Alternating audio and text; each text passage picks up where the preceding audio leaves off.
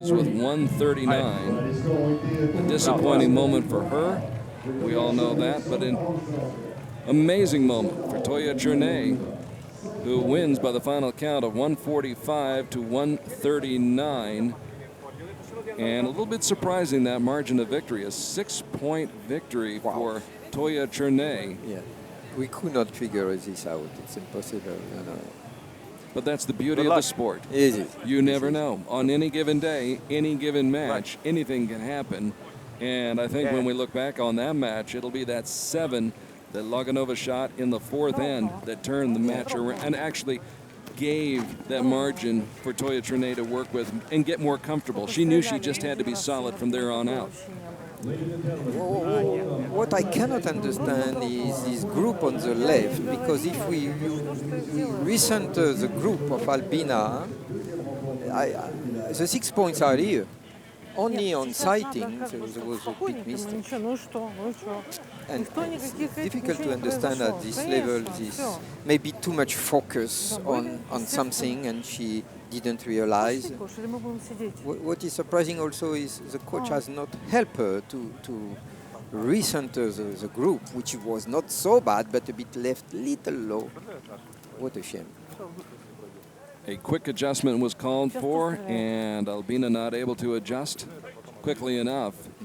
And as quickly as that, the match is over, and we're on to the next one. And this should be an outstanding match between two very, very talented women and two of the best in this business. You're looking at AlejandraUSQUIANO from Colombia, number 6 in the world and number 6 on the World Cup Tour this season. 33 points that she acquired. Started off the season so strong with 18 points, winning the bronze medal in Shanghai at stage 1. Then in Medellin, her hometown, picked up 5 more points. In Natalia, 10 points, losing to Fatima Al-Mashadani of Iraq in the quarterfinals. And then went scoreless in Poland, but had enough points to get back to the World Cup finals. Of course, she is the defending World Cup champion from Paris, and now she takes on America's Erika Jones. Erika Jones, of course, one of the dominant females in this sport over the last few years, only 25 years old, but she's number 2 in the world and number 3 on the World Cup circuit this season. So a great head-to-head matchup right here. Erika Jones got off to a strong start in Shanghai, picked up 12 points after she lost in the quarterfinals to Choi Bo-min. In Medellin, though, Erika captured the gold medal and 25 points along the way, beating Albina, Loginova, and Toja CERNE, whom you just witnessed in that first match. Natalia went scoreless, then 5 more points in Wrocław, Poland, to pick up her 42 World Cup points and get to this stage here in Lausanne, Switzerland, where she now faces in the quarterfinals, the opening round, AlejandraUSQUIANO from Colombia. Should be a good one. Different attitudes, of course. We have a Latin American person here with Alejandra, who we have seen she enjoyed to be here, quite expressive. More reserved is Erika. USQUIANO taking aim at her first shot of this match. Very strong anchor point. That means the string hand on the face is very blunt, quite long. At full draw for quite a period of time. But good. But it pays off. A good fight, yes. Yes. She strikes pay dirt on her first shot. 7. Very good alignment. We see the string forearm well aligned with the arrow up. She has to sight a bit. Low left also, like Albina. Probably a difference of light or win with the practice range. It's possible. So both archers trying to make that adjustment from the practice range, which is out on the water. Oh, too late. Oh, my goodness. Oh, my goodness. Out of time. She ran out of time. There's only so much time that these archers have. And now you see the clock running on Erika Jones, who has a golden opportunity right here. Huge opportunity to forge a big lead. And she shoots a 10. Yes, Girl left. And that miss by AlejandraUSQUIANO will put her in a big, big hole to start off this match in the first end. The defending World Cup champion from Paris still has that smile on her face, but what happened? What happened? It's strange because she was very long at the first arrow, and the second arrow, the coach was counting down. She was informed that the time was running. I don't know why she was so long. The third arrow, timing was much better. Well, the first arrow, she was at full draw for a long, long time, and we noticed that. And then on this second shot, she never got it off, never got it away. So miscommunication, you think? I heard Andrew a while ago. I think again it's a kind of anxiety to do wrong and could not take the decision to make the shot happening. Postpone, and too late. But what a shame for the match, because now with such a difference, it will be very difficult to come back unless a mistake from the opponent, from Erika. But Erika has such a lot of experience, it's not expected. The irony is not lost upon us, as Alejandra's teammate Sara Lopez also missed at stage 1 in the gold medal match on her first 3 shots. Of course, there it was raining and she had water in her peep sight, could not see the target and missed on her first 3 shots. Ironically, here at the World Cup Finals, as Alejandra gets off a strong shot to start the second end, the miss she's in that first end really has put her in a bad spot. Very accurate. That is really unfortunate. What a shot. Kills the spider. A direct hit by Erika Jones, who has her husband Casey in the coach's box behind her. So normally Erika now should shoot very well because the pressure is almost off. She can shoot as usual. Be relaxed. Yeah. It appeared as though she was not happy when she released that, but she's happy with the results. That's the bottom line. Back-to-back 10s for Erika Jones. And another strong shot for AlejandraUSQUIANO, who has not given up the fight. And you can't afford to give up. You never know what your opponent's going to do. Little Although in that case, but nice shot. Erika comes through with a 9, so she is in good shape right now. Surprising turn of events here in this second match of the quarterfinals, the World Cup Finals in Lausanne, Switzerland. In case you were just joining us in the opening match here this morning, it was Slovenia's Toja CERNE defeating Russia's Albina Loginova 145 to 139. Here in the second match, you see those 10 points on the scoreboard for AlejandraUSQUIANO in the first end. And that may spell her demise unless something unforeseen happens with Erika Jones. There's a discussion between the coach and Erika about the sun, probably disturb a bit the sighting of Erika on the first arrows, but she's doing very well. Erika is using a surprise release technique. That means she pull continuously the string back with a little rotation of all the arm unit, and suddenly the shot happens.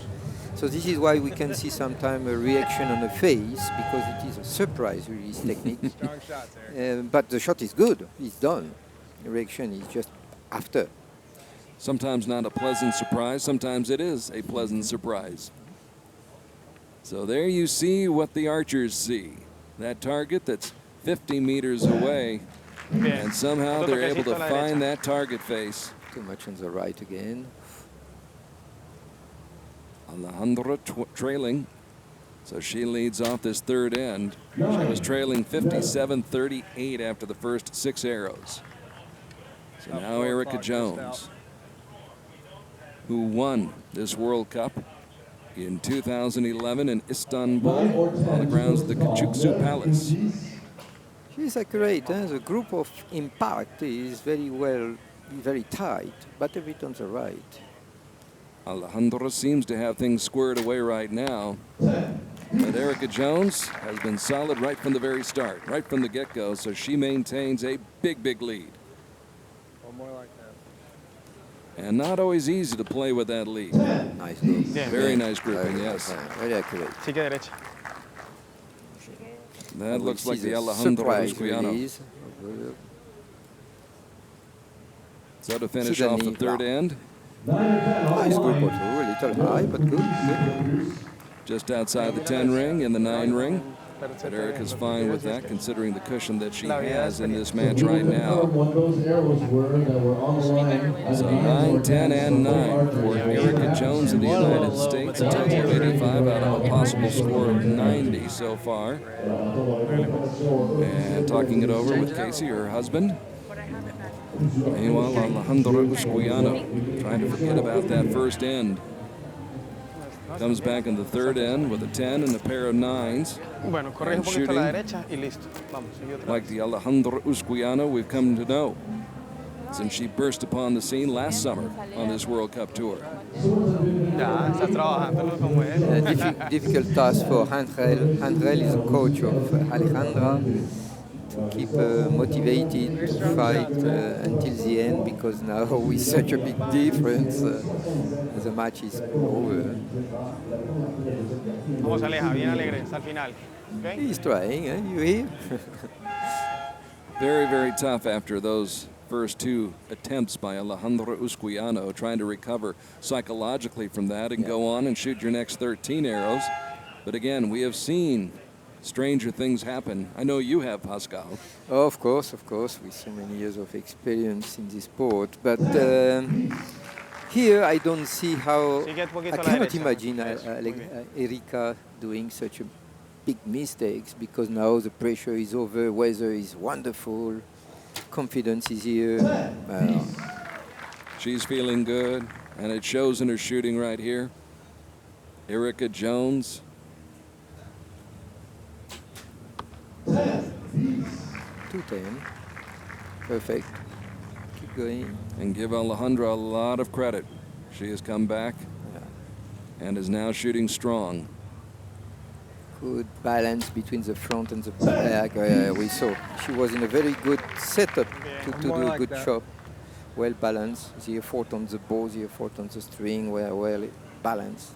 Bingo, she comes through with another 10, back-to-back 10. Nice. So far, nobody's missed, Pascal. It just takes a little while to get warmed up and get a little acclimated, get used to the situation, the setting. Very steady, very still. What's that? Oh, beautiful. Jackpot. 10-10-10 for Erika Jones, 10-10-10 for AlejandraUSQUIANO. So after 4 ends, Erika Jones in the driver's seat right now. She is in control of this match. After 12 arrows, 115 points put up on the scoreboard for the American from the great state of Nebraska originally. And here's AlejandraUSQUIANO, 97 points, trailing by 18 big ones as we head to the the fifth. And what one would presume to be the final end, an 18-point lead for Erika Jones. As you see some of the crowd here on a beautiful sun-splashed Saturday morning in Lausanne, Switzerland. And again, take a look at the form and the style of Erika Jones. Yeah, the front is very solid. Good follow through. And always a smile on the face of AlejandraUSQUIANO, no matter what the situation may be. One of the happiest people I've ever encountered. A great spirit, a great soul, and a great competitor. And has kept on shooting and shooting strong after that tough start she had on the first 2 shots of the match. Too low, probably an imbalanced effort between the front and the back. Good height, very good. Now she has to keep a routine until the end for Erika. USQUIANO trying to squeeze that into the 10 ring. They're going to give her a 10, at least unofficially. Yeah, so close to the end of the the game. An archer who is still sighting, it's proof that something is not yet well set. Right at noon. Erika rings up another 10. And Alejandra with her final shot. And she finishes strong. A lot of credit must go to this great competitor from Colombia. Yeah, a lot of holes on the right. It's a shame also. And Erika Jones closes it out. 3 straight 10s to finish it out. In fact, she did not miss on her final 6 shots.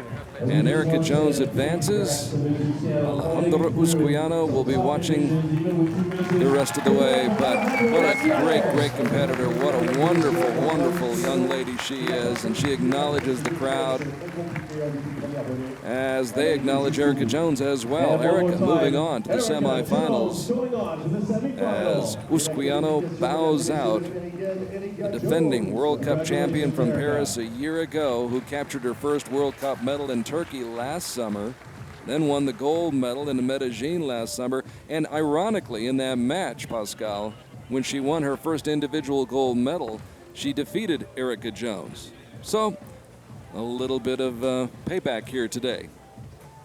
Yeah, of course, it's not because we have been beaten by someone that we cannot reverse the score next time. Fortunately, this is a sport.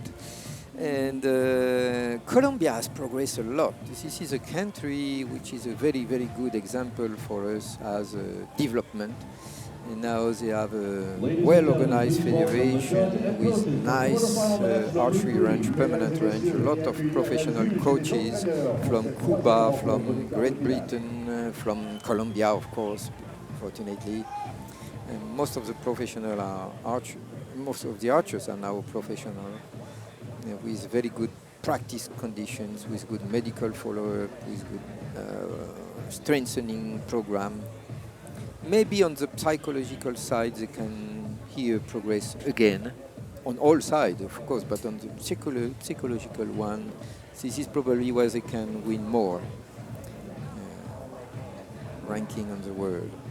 Colombia coming on very, very strong in the last 2 World Cup seasons. Last year, of course, Sara Lopez burst upon the scene first. Then it was AlejandraUSQUIANO. This year we saw Daniel Munoz, who got to the gold medal match in Medellin. So Colombia becoming a big, big factor in the sport. Of course, Mexico already a very big factor in the sport of archery. As you see, Linda Ochoa taking the stage here in Lausanne, Switzerland. Linda Ochoa, 10th in the world and 5th in the World Cup rankings with 34 points. Linda Ochoa from Mexico has not medaled individually at a World Cup international event since 2010. She got to the quarterfinals in 3 of 4 stages this year, but could go no further. Now she will face another great Russian archer. This is Natalia AVDEEVA, who is number 4 in the world, or excuse me, number 4 in the World Cup rankings, and 7th in the world. So, Natalia AVDEEVA, 25 years old, facing Linda Ochoa, and it's the first time they will meet each other in head-to-head match play. 2 interesting schools where the physique is very important. In Russia, for many years, the physical development is a key point of the program. But in Mexico, they have progressed a lot, and now they are a reference to many countries on how to develop the strengths of the archer. Nevertheless, there is a big difference between the bow weight of these 2 archers. 7 pounds of difference. The Russian competitor here is using a 57 bow against 50 only for opponent. But today, since it's not windy, I'm not sure it will be a significant advantage for one of the other one. No. In case of wind, of course, because if you use a heavy bow, more power. The arrow are faster and deviates less, drift less in the wind. But here, I think it's okay.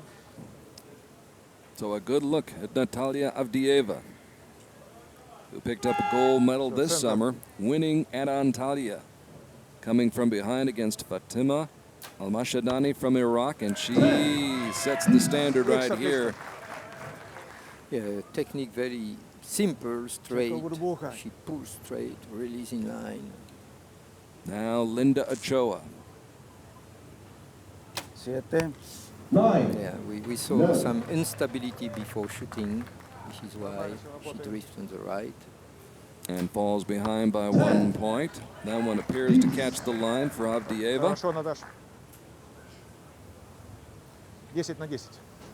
Yeah, a lot of deformation at the end of the draw. The chest is a bit high. A lot of energy up. Is it the stress? I don't know.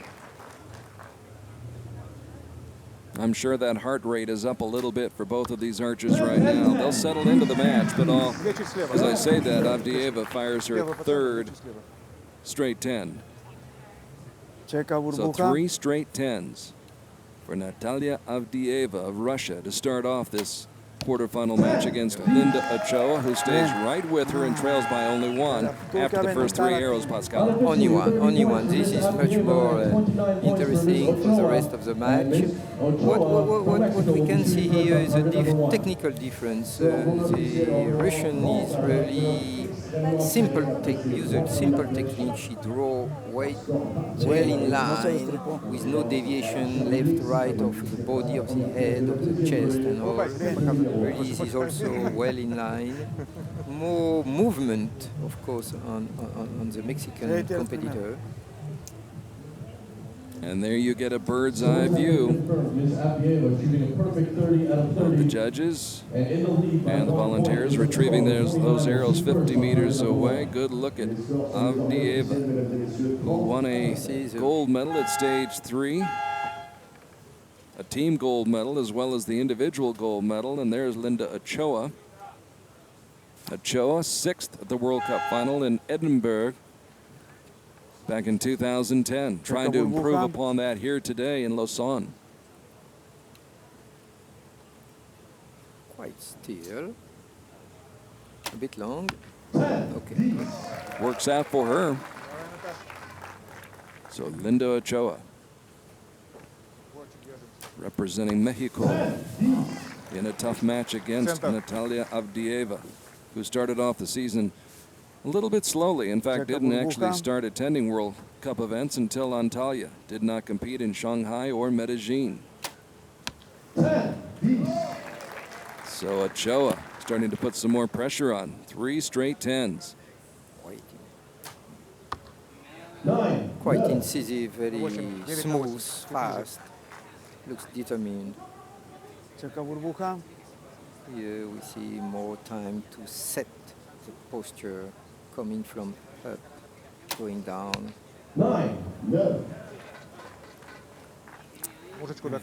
Follow through was very short. That means she changed the mindset too fast after the shot. She should remain the same, follow through. So AVDEEVA with a 1-point lead still. Ochoa had an opportunity there. When AVDEEVA shot the 9 on that second arrow, but 59 points put up by the great Russian archer, Natalia AVDEEVA. 58 points for Linda Ochoa from Mexico. And it's a close match. The first 2 matches not close, really. Although the first one between Toja and Albina Loginova was close. It was a 1-point lead for Loginova after the first 2 ends. Toja moved ahead by 1 after 3 ends, and then in the 4th end, a 7 by Albina spelled doom for the Russian archer as she fell behind by 3 and wound up losing by 6. In our second match between Erika Jones and AlejandraUSQUIANO, USQUIANO with a big miss, never released the second shot. And that told the story as she was never able to catch up, and Erika Jones won handily. So Erika Jones is on to the next round, as is Toja. The question is, who will emerge from this match? Ochoa, who shoots a 10 on her first shot, or AVDEEVA? Both have come out of the gates very strong. Little slower than her first arrows. Maybe she starts thinking too much, we'll see. We're tied at 68 after Ochoa got into the inner circle on that first shot. Now a little low with a 9 and a chance here. But faster pace now for Linda. Maybe she's making. I think there is a change here. It's a hot time. The pressure is changing the camp. Let down and restart. Still has 10 seconds. It's enough. With 5 seconds. 2 seconds. Has to release. She did well to salvage that, Pascal. Not so bad because at the last second we have to provoke the shot. And when you provoke the shot, it's not a surprise release and something changed. This is why she scored only 9. And that cracked the door open just a little bit for AVDEEVA. Surprising why she let down. What did happen? We haven't understood. Something bad feeling. I don't know. So 87 points for Natalia AVDEEVA from Russia, who had that big win on Konyaaltı Beach in Antalya, Turkey, to pick up 25 World Cup points. Followed that up with 13 more points in Wrocław, Poland, finishing 5th, where she lost to Christy Collin of the United States in the quarterfinals by a single point. Here she's in the lead, but only by 1 over Linda Ochoa. 87-86 after 3 ends. 6 arrows still left to shoot as you once again get a great look at the form of Linda Ochoa. We saw Linda checking the arrows if they were not damaged during the shot, to be sure she will use proper arrows and not lost a point due to an unfledged arrow or whatever. Down by 1, Ochoa to shoot first here in the 4th end. And she's back in that center circle, mining for more gold. Yeah, many arrows in the good line vertically. Oh, very nice. She paints the center circle as well. The lead remains at 1.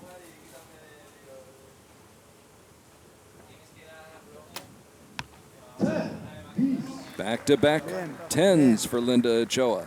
Good resistance, very good. She shows good control of her attitude. She is very accurate. Natalia tacks on another 10. Back and back we go, back and forth. It takes a lot of time to set up. In a match this close, a 9 could be disastrous unless your opponent matches that 9 with a 9 of her own. So AVDEEVA had a chance to move ahead by 2, but couldn't come up with the 10, so it's a 1-point lead. Ochoa with 115 points right now in a very, very tight match with Natalia AVDEEVA from Russia. AVDEEVA has handled the pressure before when she won that gold medal in Antalya. She had to come from behind against Al-Mashadani from Iraq to do it. Right now she's ahead by 116 to 115. Well, we saw different attitudes here with Linda. Right hand on the hips means she's thinking, she's certainly anxious about the situation. And we saw also the opponent, Natalia, waiting the arrow quietly, no eyes movement. So it all comes down now to these 3 arrows. Linda Ochoa, who has been ranked as high as 6th in the world, trying to pick up her first outdoor World Cup medal since Shanghai in 2010, but she has to win this match to have a chance at getting that medal. She starts off strong with a 10. AVDEEVA, ooh, a little falter right there. You saw that, and ooh, it cost her. It cost her, Pascal. It's very difficult to re-establish the proper form after such a movement like this, to recover the same muscular activities, the same alignments and all. Look at that shooting by Linda Ochoa. Very good. Grouping them in the 10 ring. And there's another 10. So we're still tied at 135 with 1 arrow left to shoot. Quarterfinals, World Cup Finals, Lausanne, Switzerland, Linda Ochoa. So much riding on this shot right here. Long. 4 seconds to go. She releases low. And the door is just open a little bit for Natalia AVDEEVA. Can she clinch it with a 10? Through. She does. Yeah. Natalia AVDEEVA comes through after Linda Ochoa just was a little bit low and left it in the 9 ring. And that left an opportunity out there for AVDEEVA, who took full advantage of it. And she moves on. Linda Ochoa is eliminated. Yeah, an archer who is very long to release very often is an archer who is thinking too much, hesitating, too much mind activity. And very often when we release, we have not the same muscular activation, muscular work. And of course, we shoot from a different body. So the impact is a little off. So the World Cup season comes to an end for Linda Ochoa, who ironically again gets to the quarterfinals but can go no further. She went to Poland last month fighting for a spot here in the World Cup Finals, had to finish in the top 8. She did. She gets here and shoots extremely well. This match decided really by 1 arrow in the first end and 1 arrow in the last end. In between, they were tied in each of those other 3 ends. But just, it shows you the margin for error is so slight in compound archery, Pascal. Very, very tight. When you are 2 points behind, it's already a challenge. 1 point is okay, but 2 points, it's already a gap. But when you have 3 points or more, it's quite over. No, it's very, very, very accurate. It's you know, the 10 here is only 8 centimeters of diameter. And when an archer has a good weather and quite confident, there are very few arrows out of the 10. So Natalia AVDEEVA, a 145 to 144 winner. She gets to advance, and now we go to the 4th quarterfinal match this morning, and there is the hometown favorite. This is Clementine DGULI from Switzerland, joined the national team just this year, 21 years old, unranked, and this is only her 4th international event, and here she is on this big, big stage as you hear the Swiss cowbells ringing in the stands. So DGULI will have her hands full with the #1 archer in women's compound, and that is Colombia's Sara Lopez, #1 in the world and #1 on the World Cup circuit. 47 points this summer. Still a teenager, 19 years old, won a silver medal in Shanghai. That's where she missed her first 3 shots in a match against Choi Bo-min. Then she picked up a silver medal again in Wrocław, Poland, losing in a shoot-off to Turkey's Cansu Ecem-Coşkun. But a lot of points picked up this year by the 19-year-old Colombian who got her first World Cup gold medal in Antalya in 2013, defeating Sok Ji-hyun of Korea. On the paper, it seems an unbalanced match because we have a very professional archer, Sara from Colombia, while Clementine from Switzerland is a real amateur. The bow weight is also big difference, I think around 12, 13 pounds, around 40 pounds for Clementine, and I think around 53 from Sara. Who will shoot first? Sara Lopez. 9. Yeah, she was unstable. We saw the string moving on the face, left, right. Of course, the arrow drift laterally. So Clementine with her first shot of the match. Good. Oh, left also. Out in the 8 ring, in the red zone. Well, several archers start on the left. Probably this is due to the change of orientation between the practice field and the official field, probably. And here on this official field of play, absolutely no wind. You can see the flags as Clementine DiGiuli shoots a 9 on her second shot. Yes, but in good line, a bit high, but now she has found the direction.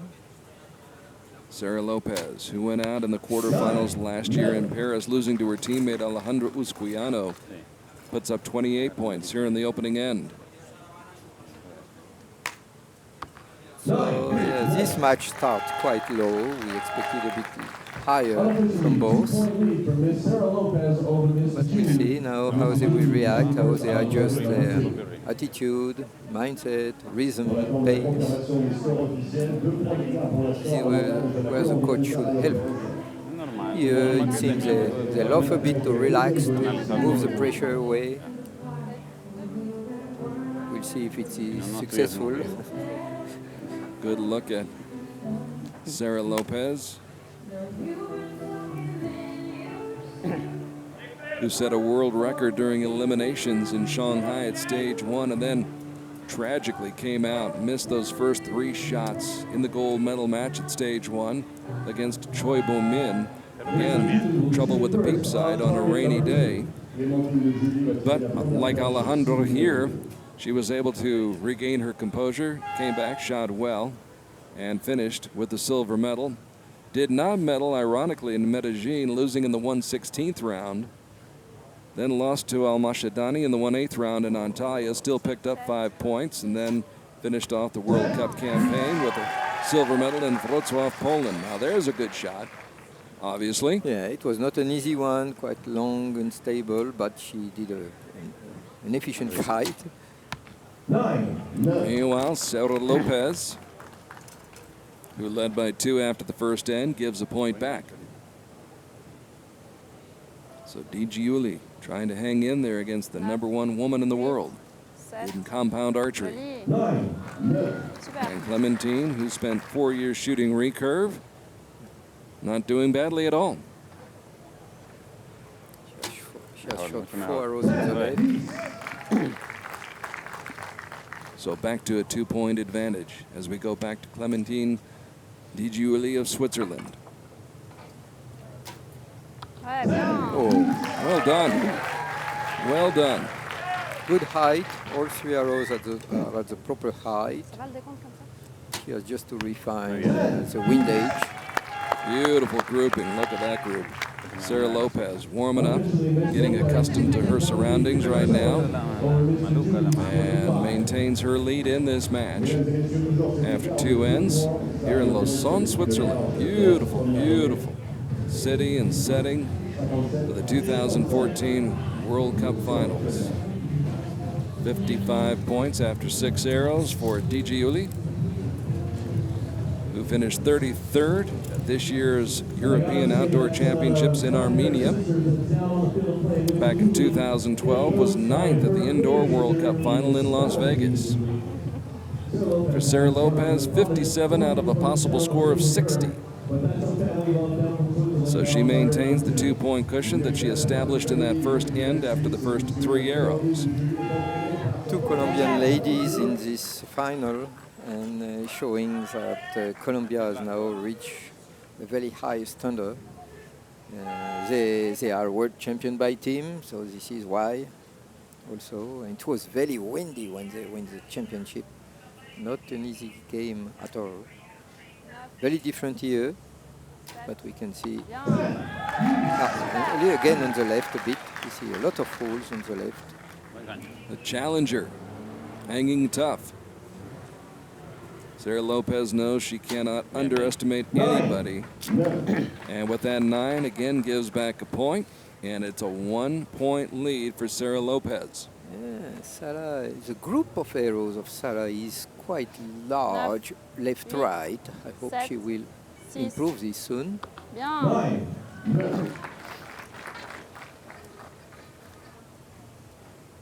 DiGiuli competing in her 4th international event. Waiting to see what kind of score Sara Lopez can post. And she's dancing around that 10 ring right now. And it's a 1-point lead, a 1-point match, 75-74 here in the third end. And GUILI is keeping the pressure on. Very good resistance for the Swiss representative. On the line, I would think. Yeah, 10. So it should still be a 1-point lead for Sara Lopez, who does have an 85-84 advantage after the first 9 arrows. GUILI, if she is intimidated or in awe of her opponent or the situation, it sure doesn't show. She looks pretty comfortable. Yeah, absolutely, absolutely. She behaved very well when you face such a high-level competitor as Sara. We expected bigger domination from Sara from the beginning, but Sara is not very, very accurate yet. It will come, I'm quite sure. With her experience. Good follow through. You see nothing changed on the face. This is very good, and the front is very solid. Technically, she's doing very well. Now she just has to keep improving her attitude, which is good, but keep it to put some pressure on Sara. That relieves some of the pressure on Sara Lopez as she draws it back for her first shot in the fourth end. Sticks it. Sticks at 10 and goes back up by 2. 95-93, advantage Lopez. 7, 6, 5, 4, High left again. Needs to be shooting those 10s. A bit long.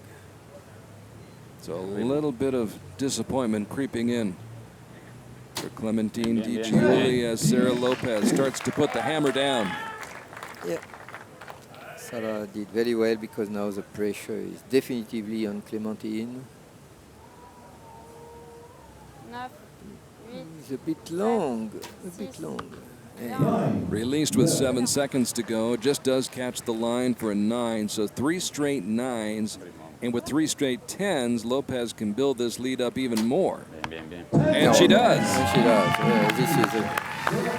She has not reached this world ranking for nothing. There is a reason, and she demonstrates she is the boss.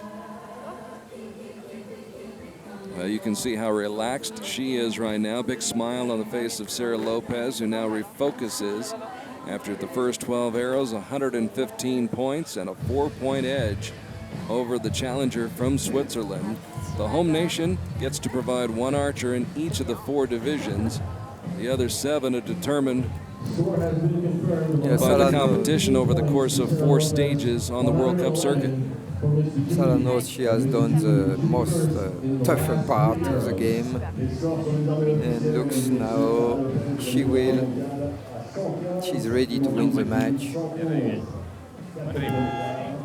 So GUILI needing to shoot 10s across the board here to have even a chance. So Clementine, unranked, trying to upset the #1 woman in compound archery. Starts off strong here in the 5th end. The pace was much better. Probably when you are long, you start to create a lever, horizontal lever around the bow shoulder, and of course the alignment is disturbed and you shoot left. Sara with a 9 gives back a point, has some points to play with though. 2 more shots left in this match. Another 10. Strong, very strong. Better pace, strong, very good. She has to play on this. She tattoos that 10 ring, as does Sara Lopez. Stabs the target with a 10 of her own. In archery, it's not because you shoot well that you will win, because the opponent can also shoot well. what to do when you have an opponent who is scoring 10 after 10. Sara Lopez closes it out on 10 to finish off this quarterfinal match, and she's on to the semifinals later on today. Sara Lopez, who came in ranked #1 in the world and #1 on the World Cup circuit, does what we expected her to do, but a lot of credit goes to Clementine Di Giuli of Switzerland, who came out and gave a very, very representative performance and represented her nation quite well as she gets a hug from Sara Lopez. So Sara Lopez, very, very happy, and moving on to the semifinals, which will be coming up later today here on Archery TV. So that one goes according to plan as Lopez wins 144 to 140. A 4-point victory. It's not bad for Clementine, 4 points against such a famous opponent. She did very well. Showed a lot of poise, a lot of composure. I'm sure her heart rate was up there. I'm sure it was beating fast, but she was able to stay in control. And in the first couple of ends was only down by 2, trailed by only 1 after the first 12 arrows. It was 85-84, but in that fourth end, it was Lopez building up a 3-point lead, and she finally winds up winning by 4, 144 to 140. So the winners in the quarterfinals for the women here this morning: Sara Lopez of Colombia, Natalia AVDEEVA of Russia, Erika Jones of the United States, and Slovenia's Toja CERNE. They move on. The day is done, and the World Cup finals are over for Albina Loginova, AlejandraUSQUIANO, Linda OCHOA of Mexico, and Clementine Di Giuli of Switzerland. As we get a little bit of a taste of the culture here in Switzerland, in Lausanne. What a beautiful spot and location this is. Right on the shores of Lake Geneva. Wonderful, wonderful hosts, great hospitality, and we'll let you listen a little bit.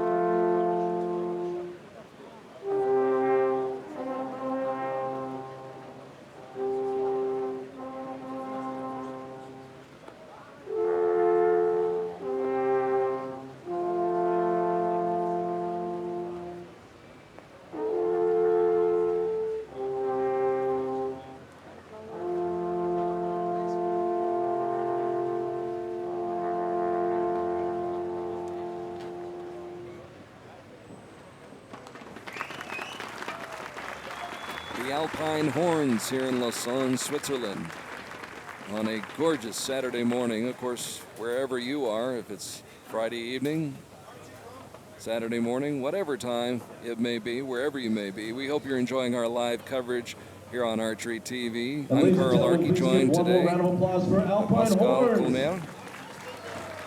And great to have him alongside, providing his expert commentary here in the quarterfinals, as we got a little bit of a taste of the culture here in Lausanne, Switzerland, home of the International Olympic Committee, of course, the IOC, and home of many sport federations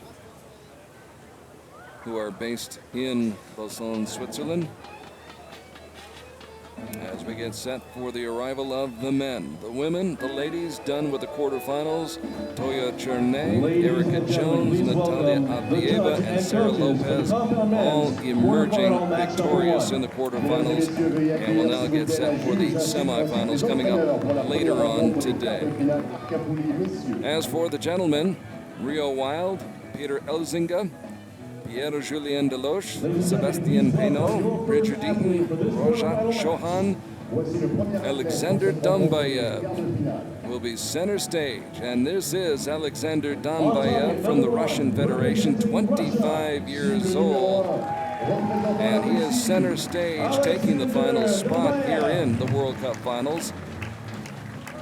And he was able to obtain that spot when Cho Young-hee bowed out of the World Cup Finals, and so that allowed for DAMBAEV to join us. His biggest victory on the World Cup campaign this year came in Wrocław, Poland, where he won the bronze medal, picking up 18 points. In Wrocław, he defeated DEATON, whom we'll see in just a few moments. He lost to Rio Wilde, but also defeated Martin Damsbo.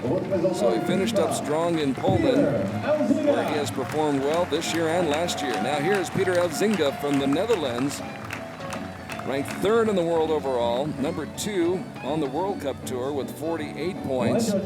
Pascal, it took him 8 years to finally win a World Cup medal, but he finally got it done in Medellin this summer, and that was a big relief for Peter ELZINGA. In this match, of course, Peter should win because he has a lot of experience. As you have said, DAMBAEV is invited because someone couldn't come here. Nevertheless, I saw DAMBAEV. You know, the Russian school is, the technique is made on shooting mainly, and they are very solid, very still, I would like to say. The technique is quite simple, efficient. While in Netherlands is a strong nation in archery forever, and the style is more, how can I say, the pace is different, it's more dynamic, if I can say. The release moving much more, they use a lot of more back tension, natural movements. Pair of 9s for Peter to start off this first end against DAMBAEV, who should by no stretch of the imagination be underestimated. A very strong performer, strong archer, as we're seeing right here. He comes right out with back-to-back 10s. He's in that inner circle already. To open with 2-10 like this, you need a very strong preparation, strong focus. But here you see a lack of accuracy, surprising for Peter, who is so good for so many years. No 110 after 3 arrows. Meanwhile, DAMBAEV hits the big jackpot. 3 straight 10s. For DAMBAEV, who comes out strong. He finished the season strong, winning that bronze medal in Wrocław. Of course, in Wrocław, Poland last year, he won the bronze medal and also picked up a mixed team silver medal there. And in winning that bronze medal last year, he beat Dominique Genet of France. And in Poland this year, he was able to defeat Martin Damsbo and DEATON. So he's taken on some big name talent. And today he's facing Peter ELZINGA, the gold medalist in Medellin. Because Peter is behind, he will shoot first now. I hope the coach was able to help him to recover the proper mindset to perform as he's used to do. We'll see soon. Peter has been around a long, long time on the World Cup circuit. He's seen good times, seen some tough times. He's been in this situation before. Down by 3, he knows there's still 12 arrows left to be shot. So he comes back strong on the start of the second end. Peter regrouping. Meanwhile, DAMBAEV. 9. Off target for the first time. Just a little bit off target. Gives back a point. 2-point edge. DAMBAEV is shooting a bit low. Peter also a little low, both. What happened? Peter picking it up a little bit more now. Back-to-back tens, putting more pressure on DAMBAEV. Good. Good He group. responds. Very good. He had a little hesitation, but he recovered pretty well. Wow. A little low, but what a nice group. What's that? Peter ELZINGA Tight. with an excellent group here in the second end. So it's good to know that Peter has recovered his accuracy. The match will be interesting now. And see how DAMBAEV can resist to the comeback from Peter. Oh, you saw? Scratching his head.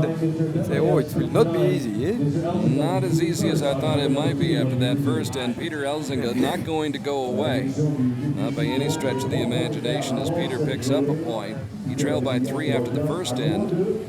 Picks up a point here in the second end, and it's 59-57 in favor of the archer from the Russian Federation, Alexander DAMBAEV, who came in ranked 6th in the world overall and 8th on the World Cup circuit, picking up 28 points. 6 of them came in Shanghai, where he lost to DEATON in the 1/8 round.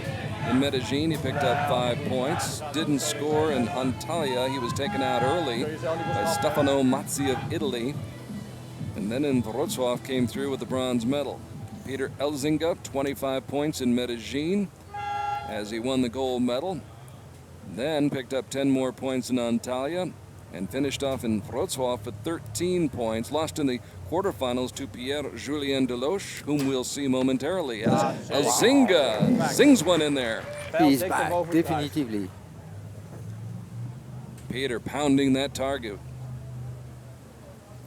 Little tense in his mouth, in his lips, but good. Yeah, we saw some lips movement also at the release. Not totally impassive. This is why the 10 is not dead center. Good shot. Another 10 for Peter ELZINGA of the Netherlands. With a very good pace. Quite incisive.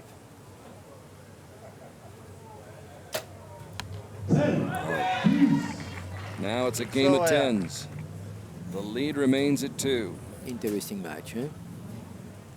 The Dutchman trying to dial up the pressure a little bit more on DAMBAEV, and he does. 9 or 10. Oh, Maybe it looks like it's on the 10, line. maybe 10, maybe. The judge will decide. Yes, they will. Beter, ik zit aan de verkeerde kant. 9.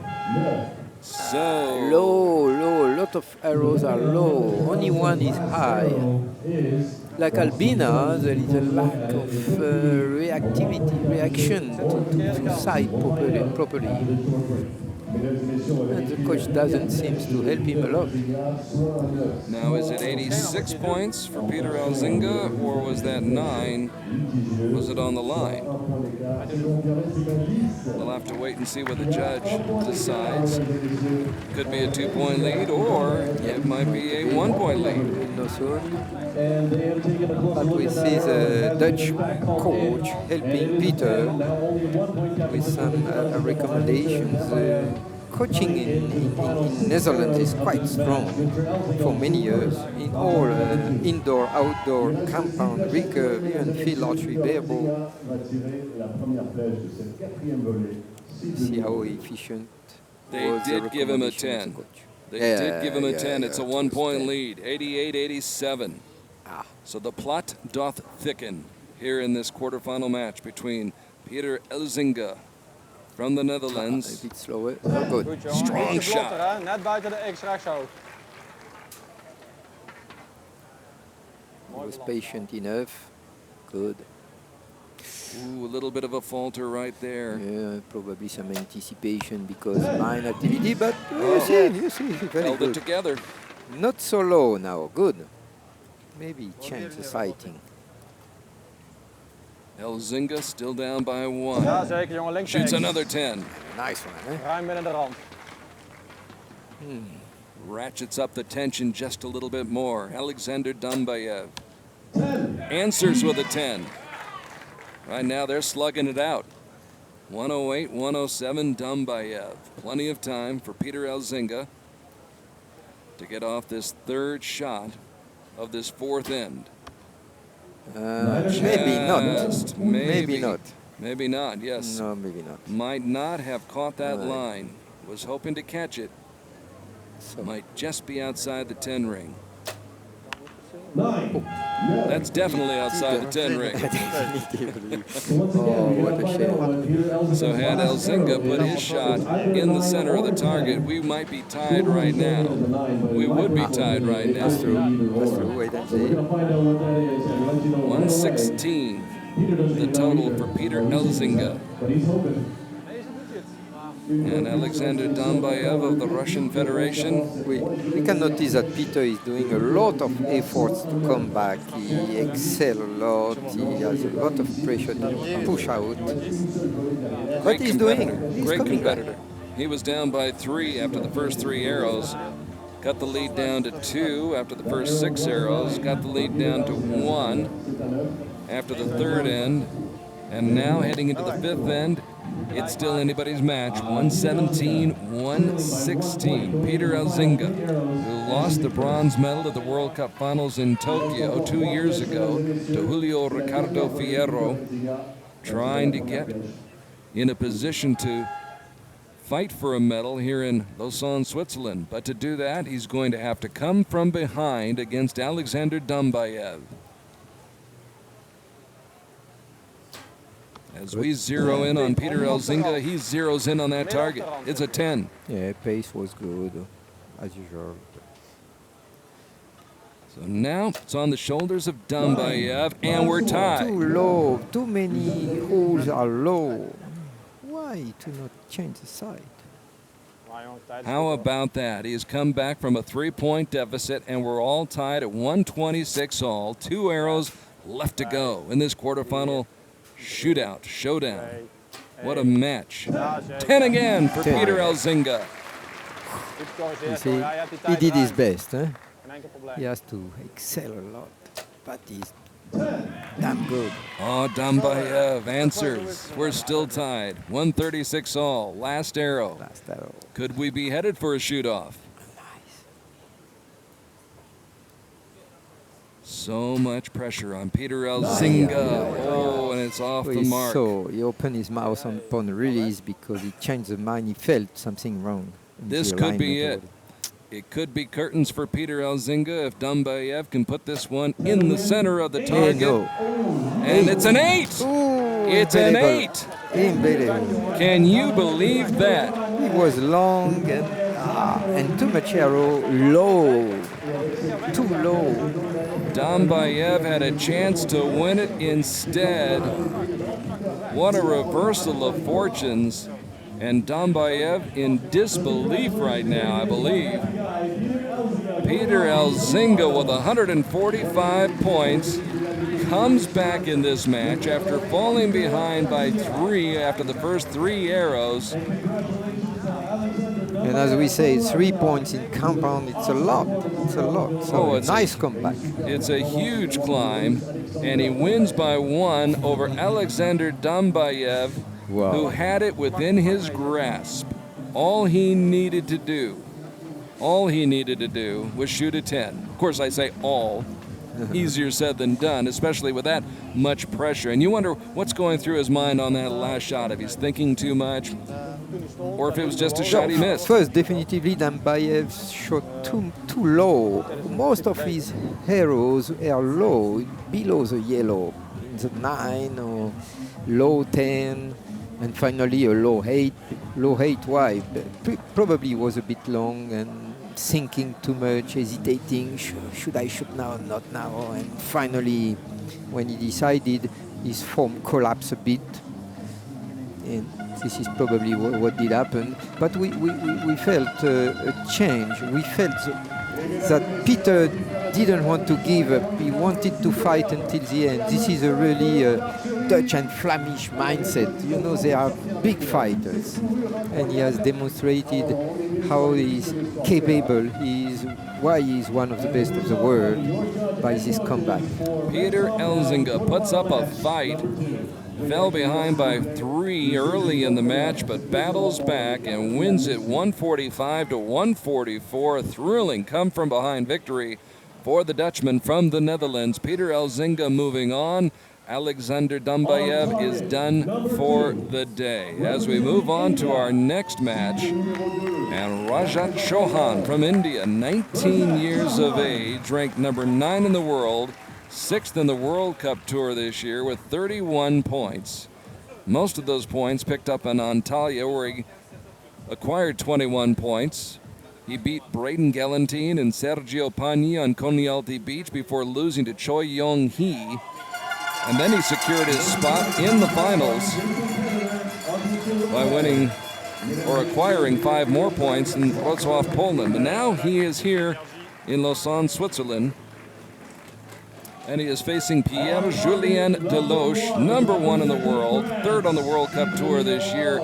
I like to call him the Admiral. The officer in the French Navy is the Admiral of compound archery this year, number 1 in the world. And great fan support in the stands here for Pierre Julien DELOCHE, 32 years old. A strong competitor, definitively, Julien, who has good conditions for practicing a lot. He's using a 59-pound bow, which is almost the maximum allowed in this kind of event with this kind of equipment.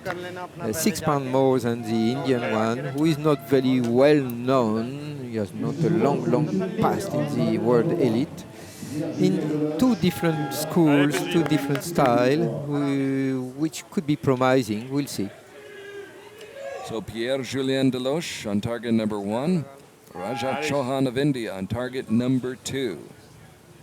The Admiral.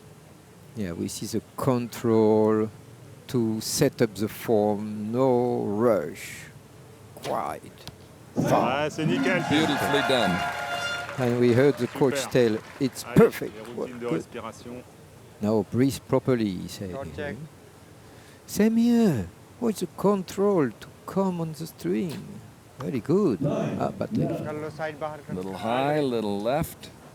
And Rajat CHAUHAN, who lost to Sebastien PEINEAU of France in Shanghai by 3 points. Now facing another Frenchman, Pierre Julien DELOCHE, who has a 1-point lead and trying to build on that. Very good height. 2 arrows at a perfect height. Little left, but very good. Pierre setting the bar very high for Rajat CHAUHAN. Very still, very good. CHAUHAN with the answer that time. And Pierre looking very relaxed. His mother here in attendance. She lives in the Lausanne area. Yeah. Able to come and watch her son compete here in the World Cup Finals. Little long. Yes, 9. A bit too long. I don't know what did happen. Why? I was fortunate to work with Indian teams several times, and they are doing very well. They practice a lot physically. They are very strong. On the psychological side, they are progressing, fortunately, because they were a little weak. They are among the best of the world, but they have difficulties to win major tournaments. They need more time to develop some psychological skill to reach and to be able to win such tournaments. What is interesting in India, almost all archers start with locally made bows. They made the wooden grip, bamboo limbs, nylon string, bamboo shaft for the arrows. Everybody starts with this, and the best of this division receive good training, good equipment, and of course they are very good. It's a good example for us to develop archery. We use this program in Africa, for example, also. Pascal Colmer joining us today, the Development and Education Director for World Archery. I'm Carl Archie, and you're watching our live coverage here on World Archery of the 2014 World Cup Finals. Pierre Julien DELOCHE locked in a battle with Rajat CHAUHAN. And here is Pierre putting one in the 9 ring again. Yeah, 3 holes on the left. Little high left. I hope he's sighting, so should be better next. Good look at Rajat CHAUHAN, who defeated Martin Damsbo, the World Cup gold medalist. Beat him in Velik at the World Championships last year. Very still. Very well strong. in control. And he moves ahead by 1 early in this match. Many arrows still left in the quiver right now for both of these archers. And Pierre, with 5 seconds to go, releases the shot and comes up with the 10. Sticks one in there. A lot of coaching from Pierre Julien, his coach. A lot of information. Rajat CHAUHAN keeping the pressure on. There is difference in the reception of the information from the coach, from both. Pierre Julien DELOCHE, I'm sure, listen, but doesn't turn his head towards the coach or whatever, while the Indian is constantly watching at the coach behind. It doesn't help to keep focus when you have to look back, forth, behind. And of course, yes. Yeah. Tied at 58 all now. We were tied after the first 3 arrows, still tied after 6 arrows. 58 all. Rajat CHAUHAN of India and Pierre Julien DELOCHE of France. Pierre, Definitively, despite his focus, you know, Pierre Julien is in connection with the public. You see, he asks them, please encourage me. While the Indian is more doesn't show a strong focus, discussing a lot with coach and so on. Very well in line. The release is perfectly in the arrow axis. and brings it back along that jawline, back behind his ear after the release. So Pierre Julien DELOCHE tied up 58 all with Rajat CHAUHAN. But the Indian competitor has a very good start in this match. To be able to match, to tie Pierre Julien DELOCHE is very good. And that's critical, Pascal, because in Antalya, he started off slowly. He finished strong, but started off slowly. So perhaps he learned from that experience. So let's see. He's in good shape right now, as is Pierre, who puts his first shot right in the center of the target. Sighting is much better. The coach tells him it's good. Keep going until the end. CHAUHAN focuses, Wow. locked in, Good. strikes gold himself. Both of these archers mining for gold, locked in a battle tied at 68 all. Oh, very high. There is some recommendation from the Indian coach to keep relaxed. Do not anticipate. Opportunity now for Rajat CHAUHAN of India to move ahead in the match, and he does. Moves ahead by 1 point. It's good to hear that the Indian coach is giving a lot of information about the relaxation, attitude, mindset, and so on, which was not the case in the past. They were very focused on technique and physics. DELOCHE dials up another 10. Responds after shooting a 9 the shot before. So CHAUHAN needs a 10 to maintain his 1 point lead. And that he Perfect. does. Bada bing, bada boom. So the French coach tells Pierre Julien DELOCHE that it will be tough until the end, and it's true. It seems this Indian competitor will not give up. He's here for something. He is here to move on to the semifinals and give himself a shot at a World Cup medal. Right now, Pierre Julien DELOCHE fighting for his life in this quarterfinal match with Rajat CHAUHAN of India. CHAUHAN, a silver medalist at the 2013 Youth Championships in China, then had a very respectable 8th place finish at the World Championships last fall on the beach in Belek.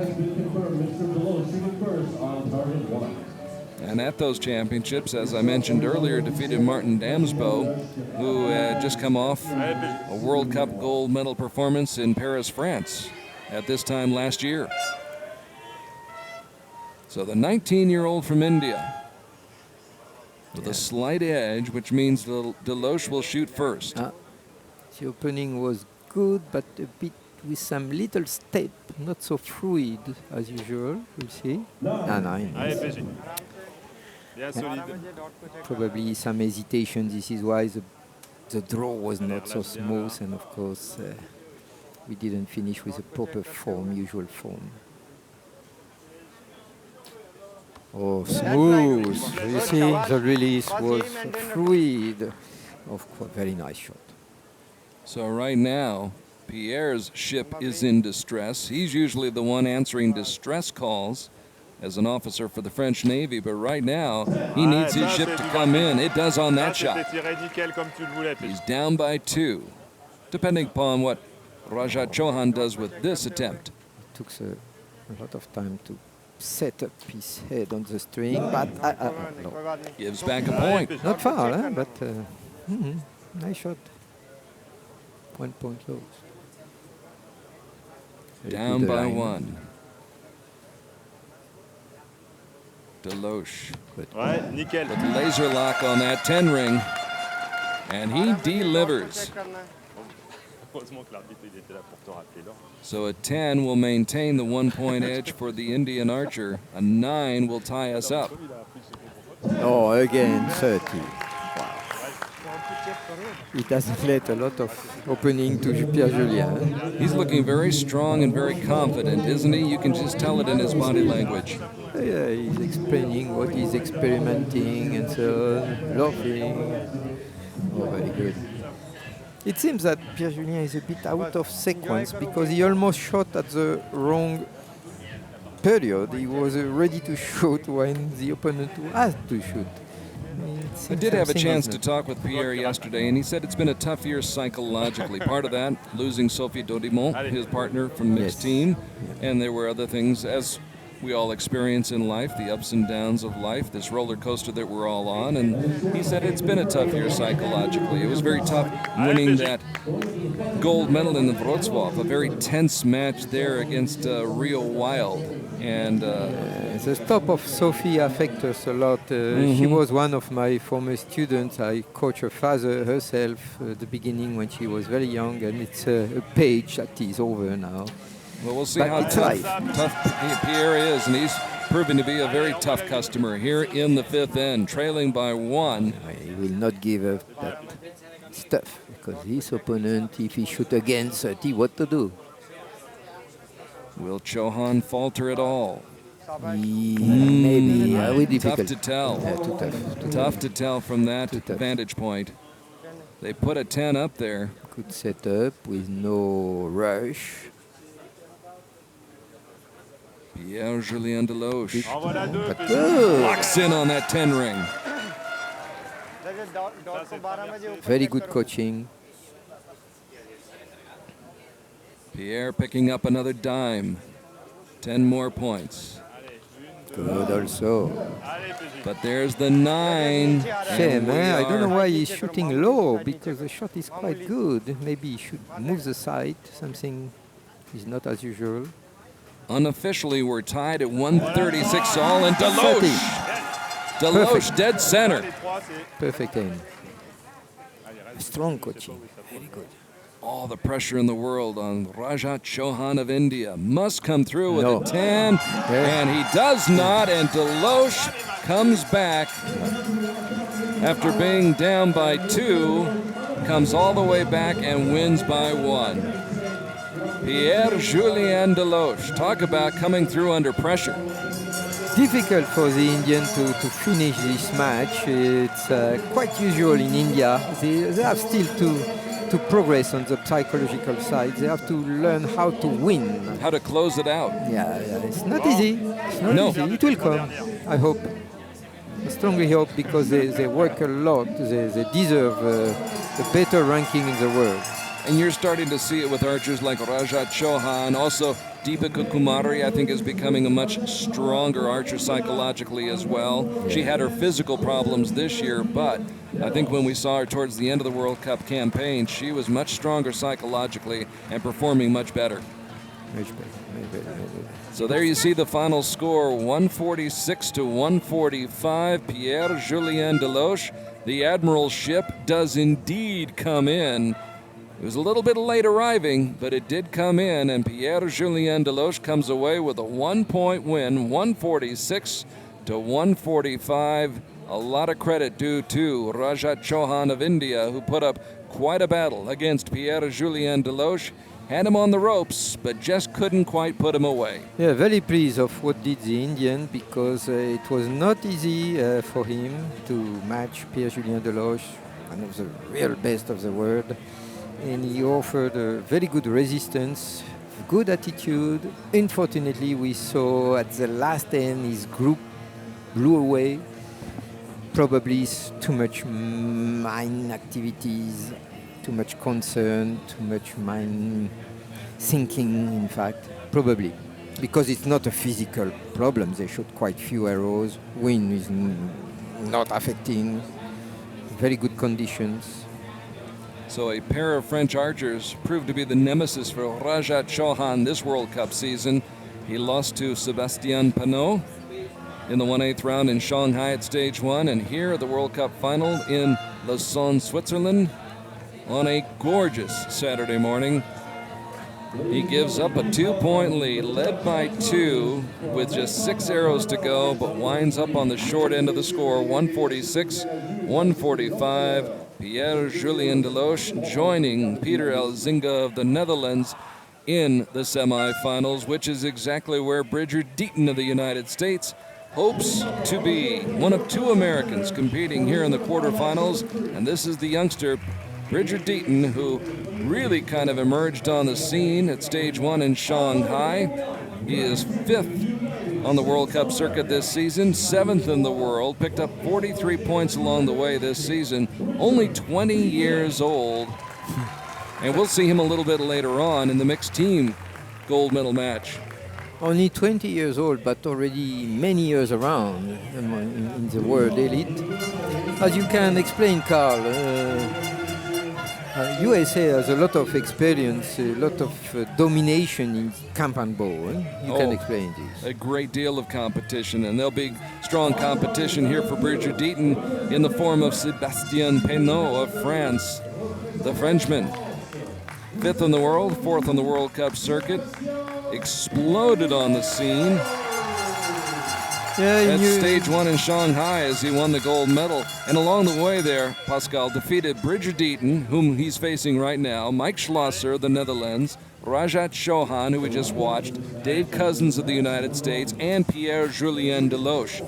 When you beat those 5 archers to win a gold medal, you've really accomplished something. For sure. Oh, France in camp and bow is quite strong, women and men.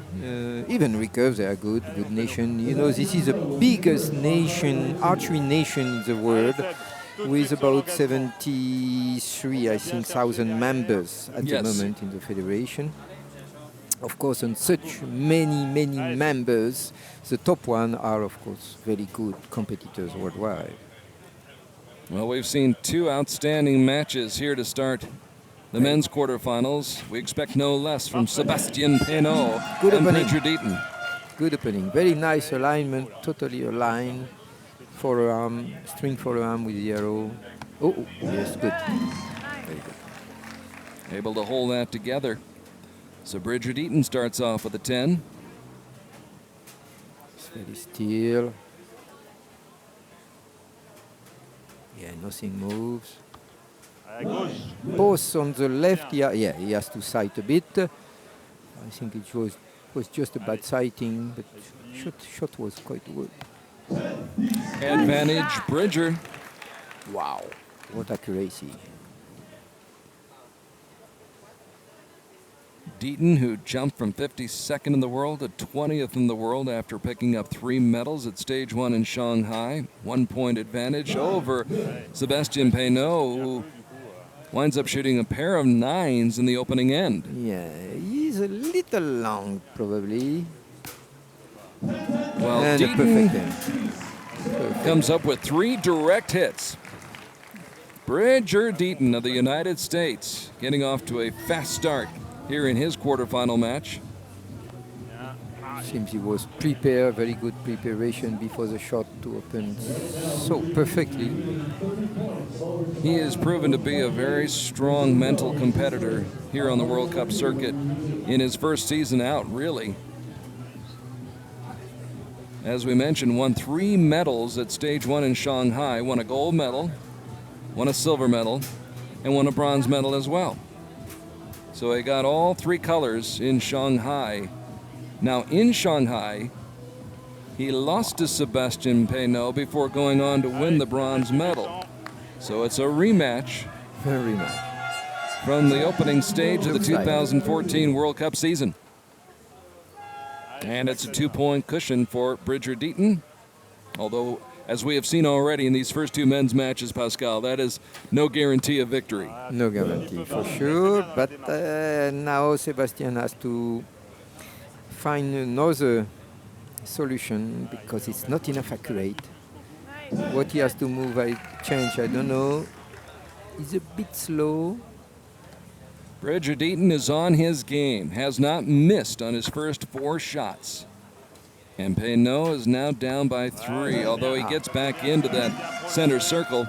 It seems he has understood what to do. We'll see.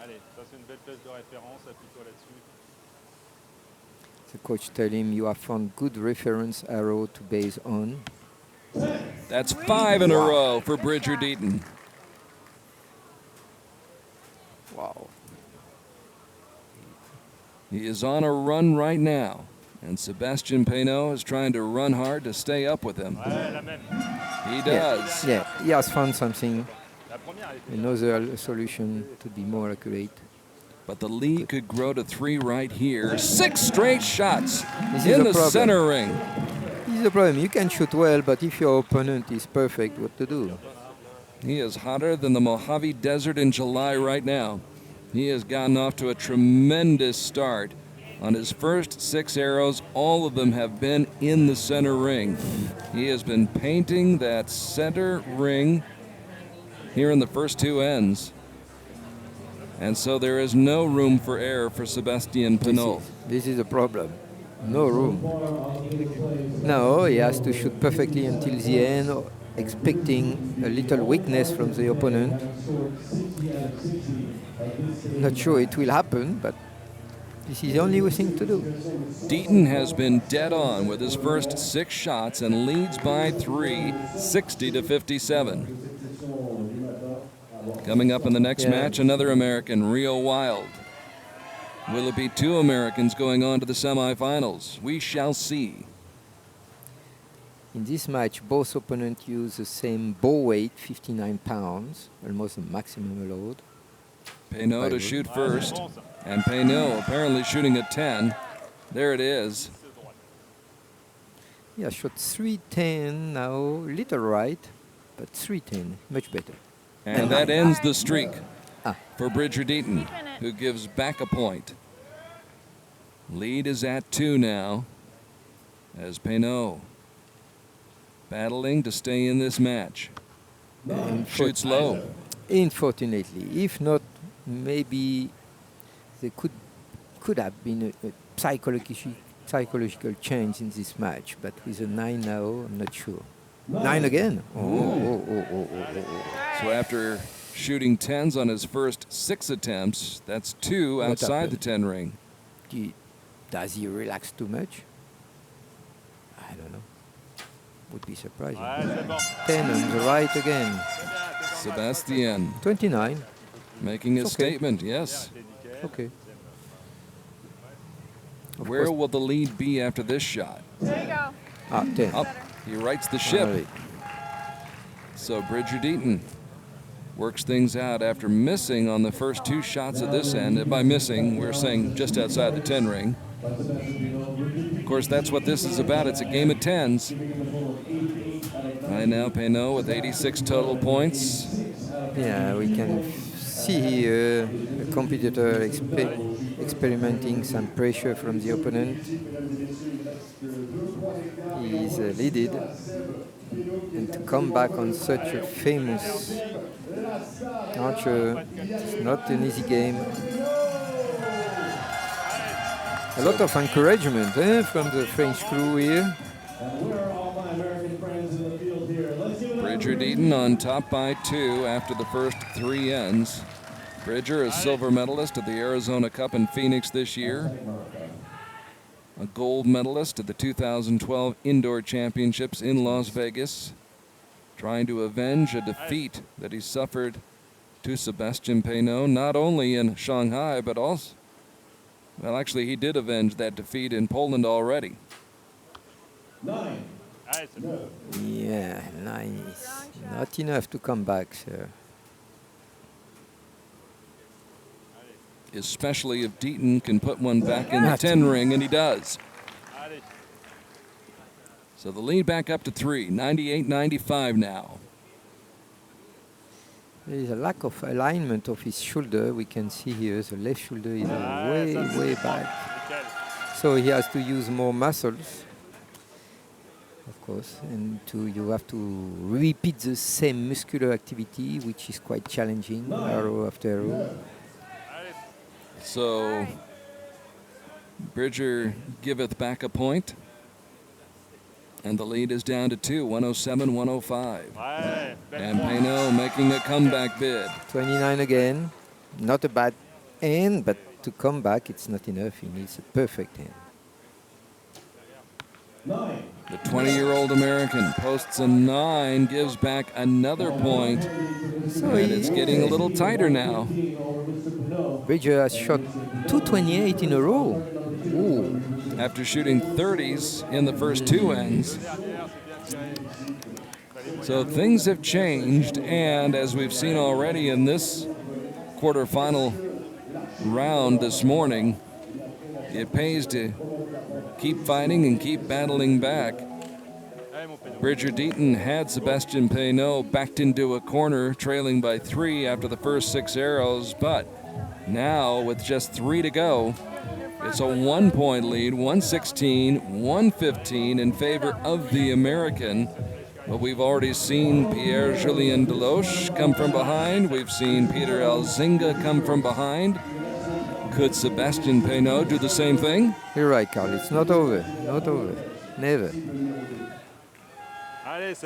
Along with Pascal Colomer. Especially because when you have one opponent going up, shooting better, the other one doesn't shoot so good. 10. And PEINEAU's got some momentum right now. To strengthen the confidence. Anything less than a 10, and Deaton will be tied or trailing. Needs a 10, gets a 10. Still ahead, but only 1 point. 2 arrows to go. Back we go to target number 2, Sebastien PEINEAU of France. 9. Released with 8 seconds on the clock. It's a 9, a high 9. Maybe too long, and he pushed a bit too much on the bow and up, probably.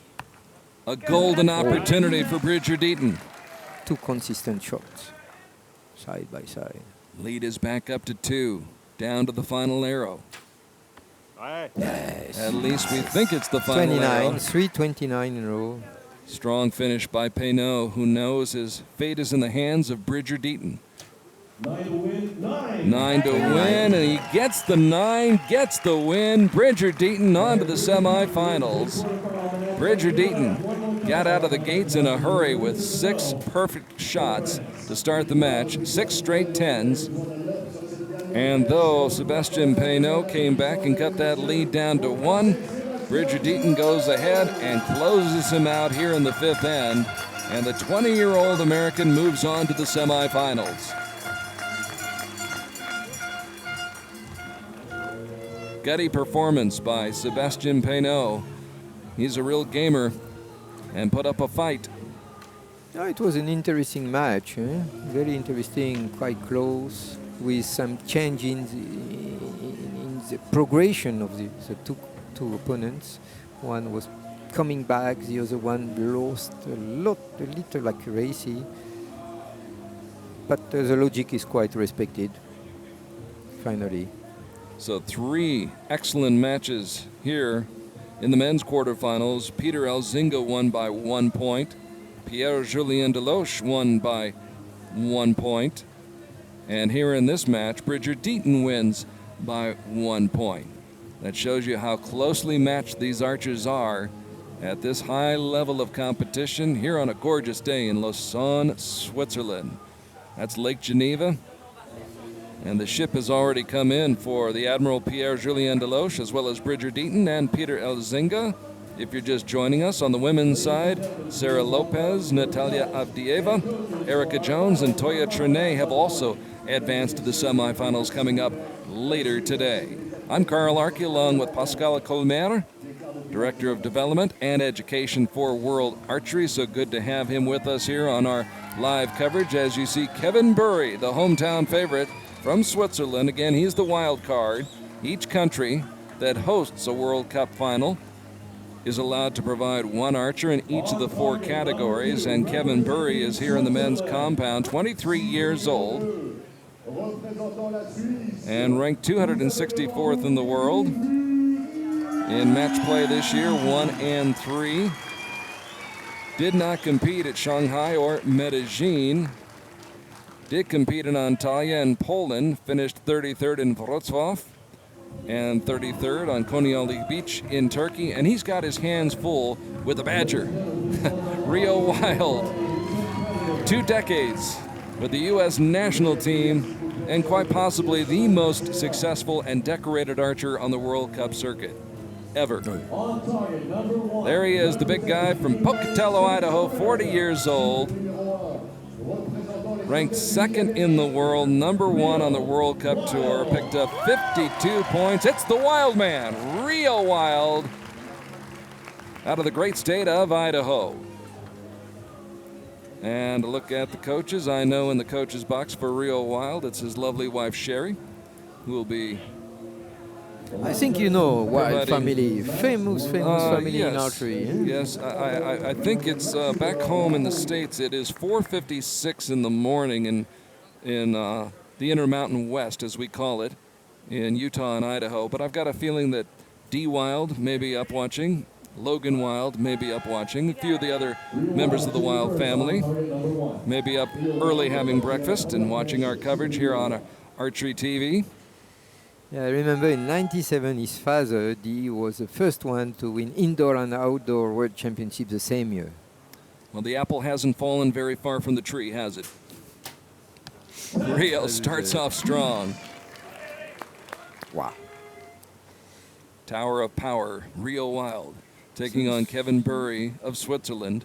Switzerland has always some good compound men archers for many years. They started to be trained by a shooting coach, and since this time, it's quite a good nation. But of course, the ranking, world ranking, is way big different between Rio here and Kevin.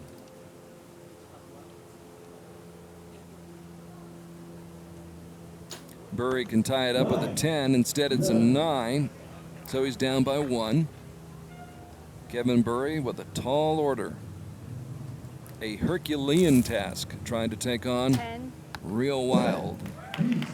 And Rio with 29 out of 30. Sorry. After the first 3 arrows. Burri needs a 10 to stay within 1. Not perfectly still. Ooh, he's in the red zone. Yeah. Moving too much. Now, in American football, the red zone's a good thing. In archery, not so good. Yeah, he hasn't found the proper posture, alignment, I don't know, but it was not totally stable. It's difficult to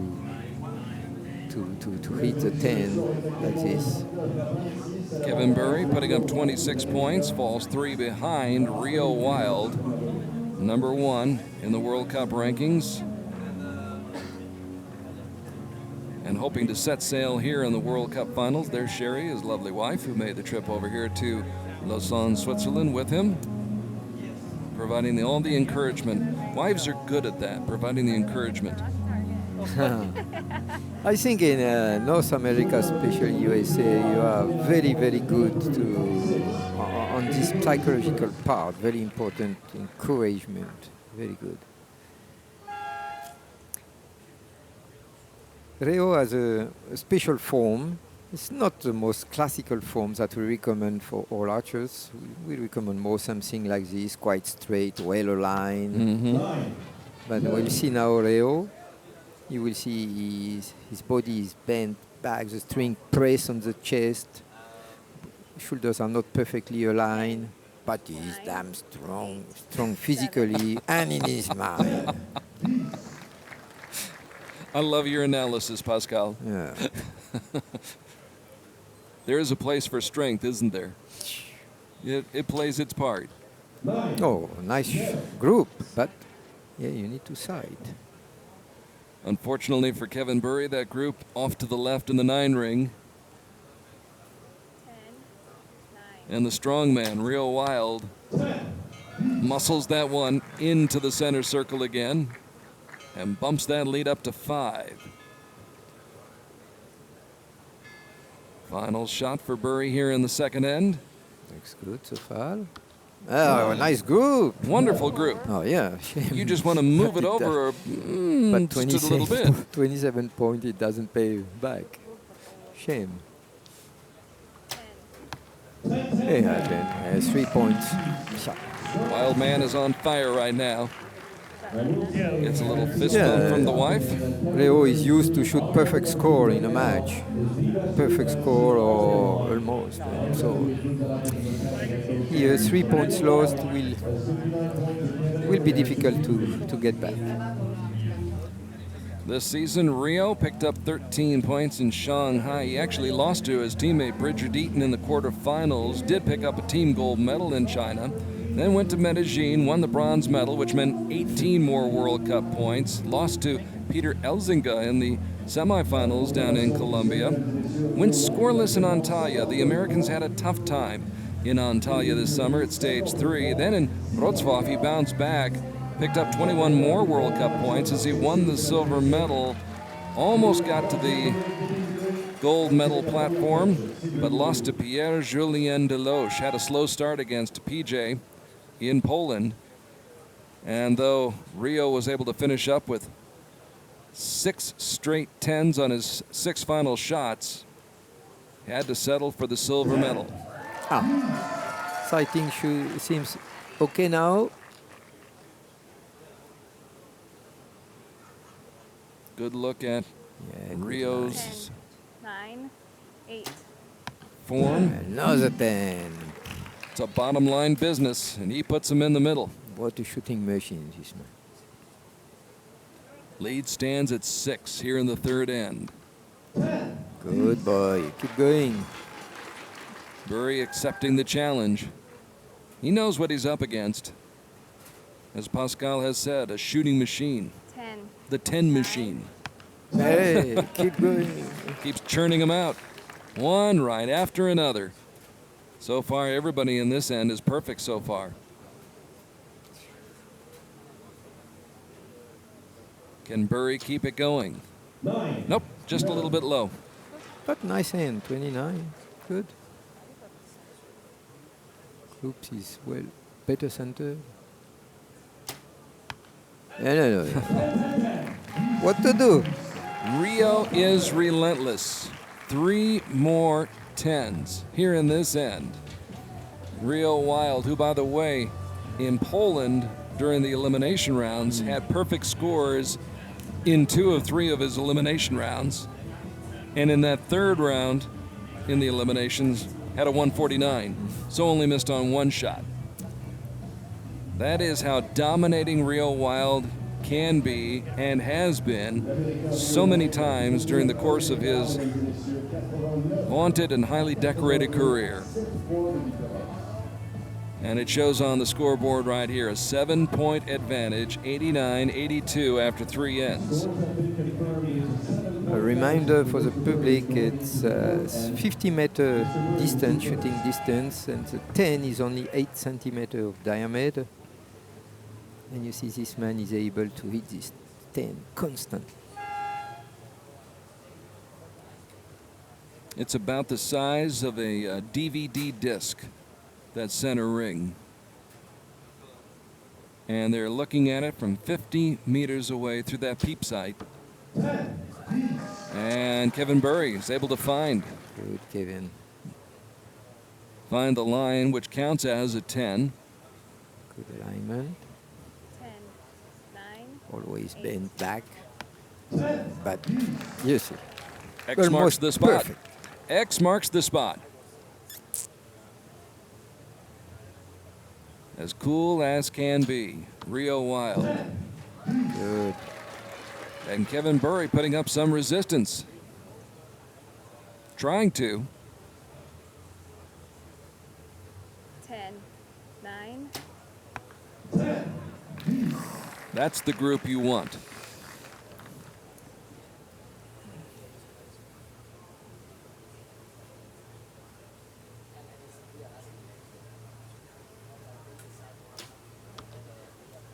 Maybe, we don't know. Yeah, the judge is not sure. So the asterisk goes up besides that 9. Here we can see how his body is leaning backward. Yeah, he finds a stability like this. Got one more in. oh, no. He says, I'll see ya and I'll raise ya. And gets a little pat on the back from the wife right there. Loose, relaxed, comfortable Rio Wilde, who has come to Lausanne hoping to improve on last year's 7th place finish of the World Cup Final in Paris. Of course, he won the World Cup title, a gold medal, back in 2006 in Mexico, in Merida. And I believe, if I'm not mistaken, that Sherry might have been in the coach's box that day as well. So it's a 119 to 111 lead.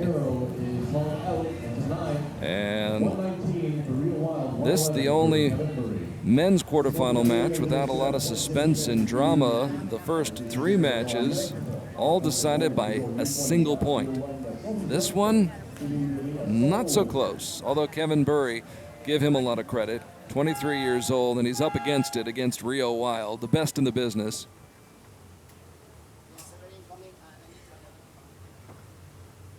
And as Pascal said, he is so strong. Although I think you put it a little bit better than I did.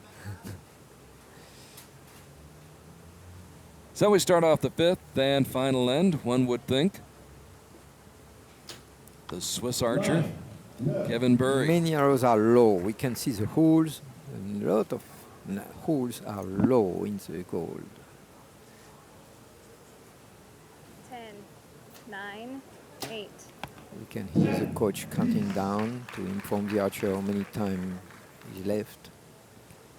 Look at all those holes right there in that 10 ring. Oh. Yeah, low again. Good shot, but low. Picks up 10 more points. Only 1 or 2 holes are a little high, but all are down. Shame. Rio. One of his rare shots in the 9 ring, outside the 10. But he's got a few points to play with. 28. All in all, not a bad performance for Kevin BURRI. 2 to win. 9. I think Rio can do that with his eyes closed. 10 again. Rio Wilde. Can be happy. Very nice match. Gets a kiss from the wife and a handshake from his opponent. Now can go have some lunch, relax, and get ready for the semifinals this afternoon here in Lausanne, Switzerland. He's doing a good start in this World Cup, and he will be definitively a serious candidate to the win. So 2 Americans will advance to the semifinals. Rio Wilde and Bridger Deaton. Rio with an overpowering 9-point win over Kevin BURRI, 148 to 139. Bridger Deaton having to hang on for dear life against Sebastien to win by 1. So Bridget Eaton, real wild from the U.S. into the semifinals, along with Pierre Julien DELOCHE of France and Peter ELZINGA from the Netherlands. That is quite a field going into the semifinals later on today here on World Archery TV, where we hope you're enjoying our live coverage here from the shore of Lake Geneva. Beautiful Lake Geneva, surrounded by the Alps, a picture postcard setting, and great weather conditions, not only for the fans in the stands, but also for these archers out here. Weather has not been a factor. It's all about the archery, it's all about their talent, it's all about their mental focus and concentration. Yeah, so far there is no big surprise. In each match, the one who was expected to win did. But we had, Sam had a very tough challenge. We saw Pierre Julien DELOCHE quite behind, which was quite surprising. He was able to win the match, which is logical, but the start was not as good as expected. Same with good resistance of AlejandraUSQUIANO. His opponent was Peter ELZINGA, who expected a quiet match for Peter. It was not the case. And now we get set for the mixed team gold medal match. And again, the host country providing one of the teams in this gold medal match, and that's Patrizio Hofer, along with Clementine Di Giuli, whom we saw moments ago. In mixed team competition, 2 athletes, 1 male, 1 female per country. Competition plays out over 4 ends, 2 arrows per competitor per end, so each team will take 16 shots to decide the winner, and once again, total points will determine the final outcome of this match. Featuring the 2 Swiss archers, Di Giuli and Hofer, and they'll have their hands full with Bridget Eaton and Erika Jones of the United States. These 2 teamed up at stage 1 in Shanghai to win the silver medal. Now they are looking for gold here at the World Cup Finals. Erika, number 3 in the World Cup rankings, 2nd in the world. Bridget Eaton, who we saw just moments ago, put on a great performance against Sebastien PEINEAU and move into the semifinals this afternoon, looking for a gold medal here. So he's got a shot, ostensibly, at a pair of gold medals here at his very first World Cup final. Of course, Erika Jones already has a gold medal at the World Cup Finals. She did that in 2011 in Istanbul, along the banks of the Bosphorus. So on paper, again, I think, Pascal, you'd have to agree, this is a little bit of a mismatch. Ah, yes, definitely. I know quite well Patrizio because I was his coach during 3 or 4 years. You need me? And he was very good archer. Unfortunately, this year he's not so efficient. He's still one of the best of the world, but not in the top, no, definitively. Is he known as the Shark? Pardon? Is he known as the Shark? Yes. Oh, the Shark. The Shark is swimming here in Lausanne. Erika Jones. Erika Jones, we already saw her with the confidence of her win. She has that killer instinct. 9. Starts off with a 9. So Go, she Bridger. exits rapidly the shooting line to leave enough time to her teammate.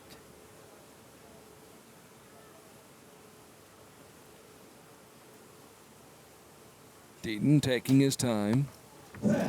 And that's a 10. About 1 o'clock on the line.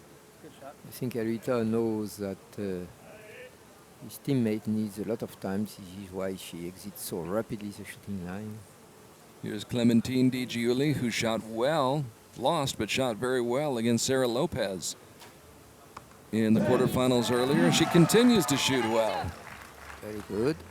She was a bit slow, so hopefully there is enough time remaining for Patrizio.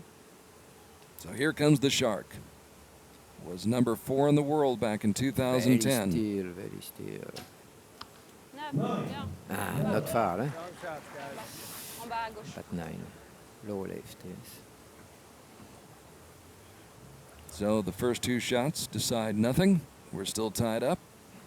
We can notice that many archers start low left. It was the first arrow from Patrizio in this range, and he's low left also. Let's go, Bridger. Why We got is plenty that, of time. Pascal? Certainly due to a difference of the little wind, not a lot, and light between the practice range and the official range. Probably. Quite sure. Bridger bangs Nice. one home. So the USA with 3 straight 10s to finish off the first end. Now the onus is upon the Swiss Bit team. slow, eh? Yeah. So GUILI, To be slow when you are the first archer is not. That's two problems. One for the archer, and second for the teammate, who now has very few time to shoot. southpaw, shooting from the left 10, side, good. releases with He about did very 4 well. seconds to go and gets a 10. Patrizio Hofer coming through in the clutch. She's been competing since 2003, this year in Antalya and in Poland. Finished 33rd at both of those stages last year on the World Cup circuit. 17th at Wrocław, was 9th at the World Games, 17th in Antalya. And in 2008, Patrizio Hofer, the silver medalist at the World Cup final right here in Lausanne, Switzerland. Fell to Dietmar Trillis of Canada, but almost came up with a gold medal. But he's been on this stage here, right in this very same spot. I think it was in the same spot back in 2008. Yeah, it was in Lausanne, but it was uphill. It was a very nice place also. Very good final. Quite a great location we have here this year for this World Cup event. Wow. Yeah. Lynn. Little eye movement. Lead, in fact. All right, guys. The two teammates encouraging each other. Wow. Totally still. No change. Very good. Bridger DEATON, 20 years old, from the United States. Going for the gold here in the mixed team compound match. And it's a 9 to start off for Team Switzerland. GUILI. Little high, little left. She was faster. Maybe she tried to do fast and too fast, and she lost some accuracy. So here is Hofer. Yeah. And Hofer Go, Erika. comes through with a 10. So Patrizio has this typical technique. As soon as he releases, the arms drop down, but the arrows is gone anyway. So Mrs. Jones, 9. No. just a tad high.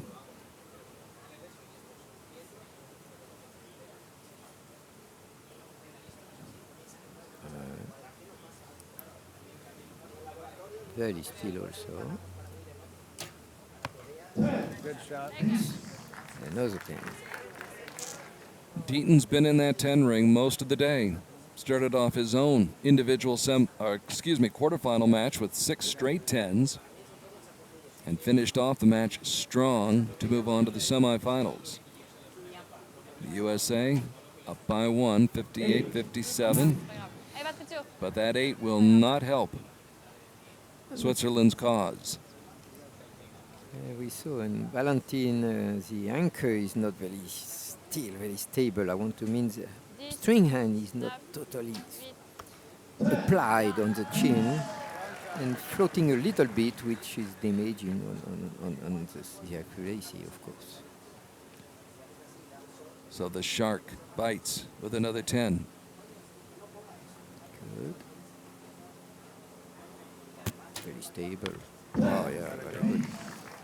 And after that 10 by Erika Jones, the United States with a chance to now go up by 3 points. If Bridger can bang another one home.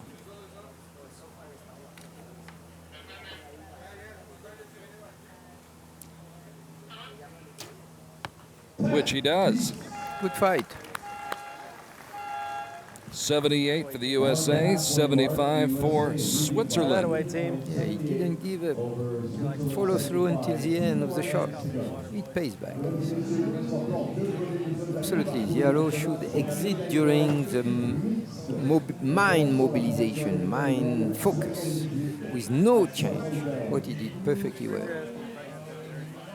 Said, how am I supposed to get that there? Jones and Deaton very relaxed, leading by 3, 78-75 here in the mixed team compound gold medal match in the Olympic capital of Lausanne, Switzerland. 78-75 your score.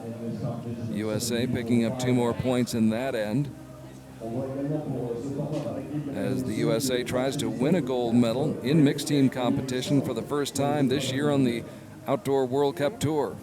As we said at the beginning of this match, these two paired up in Shanghai at stage 1 and settled for silver.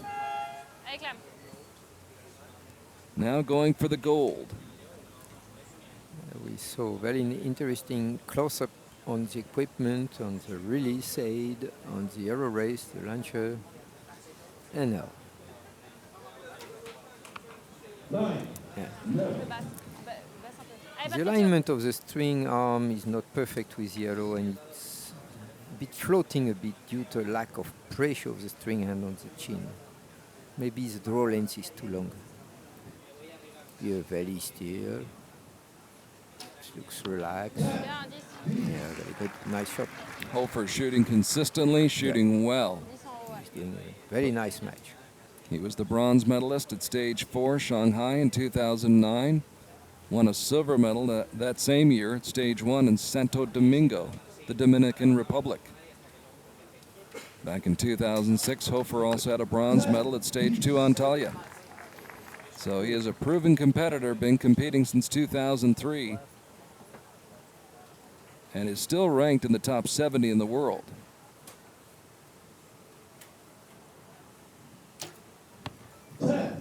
Another one. So 2 10s, back-to-back 10s for Jones and Deaton. And the lead is up to 4 now, 98-94. 9.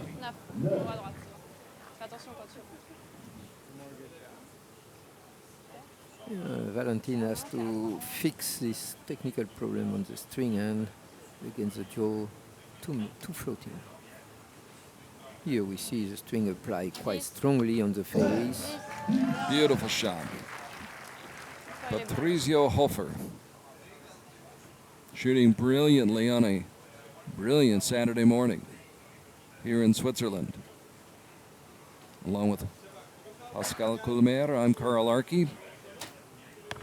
As Erika Jones One more, Berger. keeps it going. Pools are well grouped.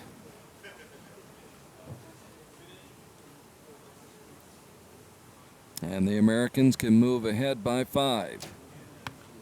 And they do. 4 straight 10s here in the third end. More like that. And the USA up by 3 after the second end. Now on top by 5. As you see the scores on your screen at home, Switzerland with a cumulative score of 113, and the USA with 5 more points, 118 to 113. 6 more arrows to go till the USA can lay claim to that gold medal. Yeah, we Of saw course, we have seen, as we said before, we've seen strange things happen in archery before. And one never knows. So the Swiss archer smiling, but it is a smiling of almost desperation. What to do?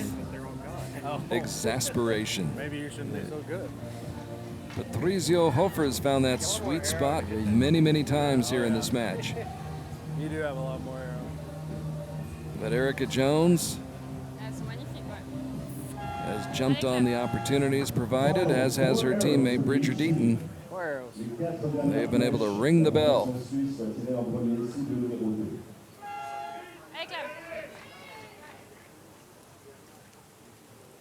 Great camera angles provided by Hit the Roof Productions, who make their home in Geneva, Switzerland, just about an hour or so away, and do a tremendous job of providing the pictures that you see at each of our World Cup events. Good shoulder alignment. Head a little canted.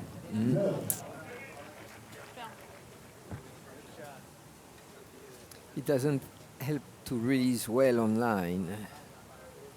This is probably why this small windage difference. So now back to Erika. Nine or 10 is on the line. It looked like it was on the line. They'll put the asterisk up. Erika, who had to settle for silver so many times in 2013, trying to go for the gold right here. And Bridger Deaton piling it on. Keeps going.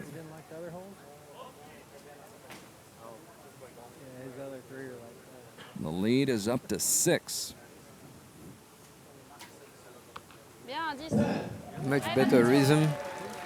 Good effort by GUILI. Clementine, who fought very hard in her quarterfinal match with Sara Lopez. Only lost by 4 to Sara. Another 10. He did a nice match, Patrizio. Well done.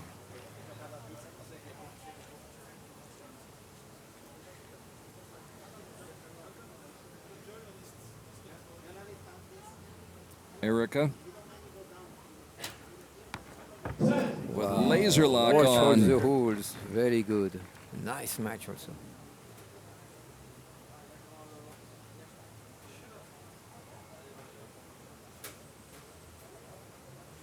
And Bridger Deaton It's a 5. puts it away. Bridger Deaton down the middle. So the result was expecting, but the US team did a very good match. They did what they were expected to do. Very good. So Erika Jones, Bridger Deaton, the first medalists here at the 2014 World Cup Finals in Lausanne, as they pick up the gold medal, winning rather handily against Patrizio Hofer and Clementine GUILI of Switzerland. It's a 6-point win, 157 to 151 in favor of the United States. And it's been a good morning for both of those archers, Bridger Deaton and Erika Jones. They win the gold medal in mixed team compound competition. And they also survive their quarterfinal matches and get to move on to the semifinals this afternoon here in Switzerland. As we get set for the presentation of the medal for the mixed team.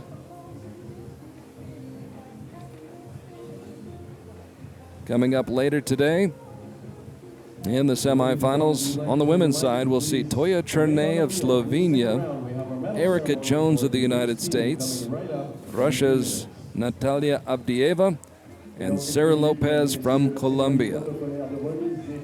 We say goodbye to Albina Loginova, AlejandraUSQUIANO of Colombia, Linda Ochoa of Mexico, and Clementine GUILI of Switzerland. On the men's side, aside from the match between Rio Wilde and Kevin BURRI, which was lopsided, as expected, Rio Wilde running away with a 9-point win, 148 to 139. The other 3 matches were all hard fought, very close, went down to the wire, and all decided by 1 point. Peter ELZINGA, Pierre Julien DELOCHE, and Bridger Deaton all surviving their quarterfinal matches and winning by 1. And in 2 of those matches, Well, Pierre Julien DELOCHE and Peter ELZINGA both had to come from behind to win. Peter ELZINGA falling behind Alexander DAMBAEV by 3 points after the first end, but he came back, tied it up at 126 all in the fifth end, and won it 145 to 144, an 8 by DAMBAEV in that fifth end. Spelled disaster for him. Then in the match between Pierre Julien DELOCHE and Rajat CHAUHAN of India, Pierre was down by 2 after 3 ends, but came back, tied it at 136 all in the fifth end, and wound up winning it by 146, 145. CHAUHAN with a 9 on his final shot, and that allowed Pierre Julien DELOCHE to advance. Bridger Deaton got off to a great start. Led by 3 after the first 6 arrows, did not miss on his first 6 shots, then started to put some in the 9 ring, and that allowed Sebastien PEINEAU of France to come back. But he couldn't come all the way back. Down by 3, PEINEAU got it back within 1, but fell by a single point, 145 to 144. So, some brilliant matches, I would say, Pascal, here in the men's quarterfinal action this afternoon. Obviously, we didn't expect it to be a close match between Rio Wilde and Kevin Burri, with all due respect to the Swiss archer, but in those other 3 matches, tremendous performances, great. I thought you saw great competitiveness by all those 6 archers in those 3 matches. Yeah, it was a very, very interesting first part of this World Cup. I was particularly impressed by 2 things. The comeback of Pierre Julien DELOCHE, it was a huge challenge. Congratulations to him. And the serenity, the strength of Rio Wilde. What a man. Have you seen? Very stable, very still. No, very interesting. But the resistance of many people like DAMBAEV from the Indian competitor, also Rajat, was quite surprising. They offer a very good match also. So definitively in this world, in the past, US was used to win almost all medals in compound. Now we see still a strong nation, men and women, but the opponents are coming and the competition is really open. Very much so. Although this was a one-sided match, Erika Jones and Bridger Deaton coming out, putting the pedal to the metal right from the get-go and pulling away steadily and winning by 6, 157 to 151. They led by 3 points after the second end, 5 points after the third end, and wind up winning by a 6 spot, 157 to 151. And so this duo that settled for the silver in Shanghai now stands atop the victory podium and accepts the gold medal here at the World Cup Final in Switzerland.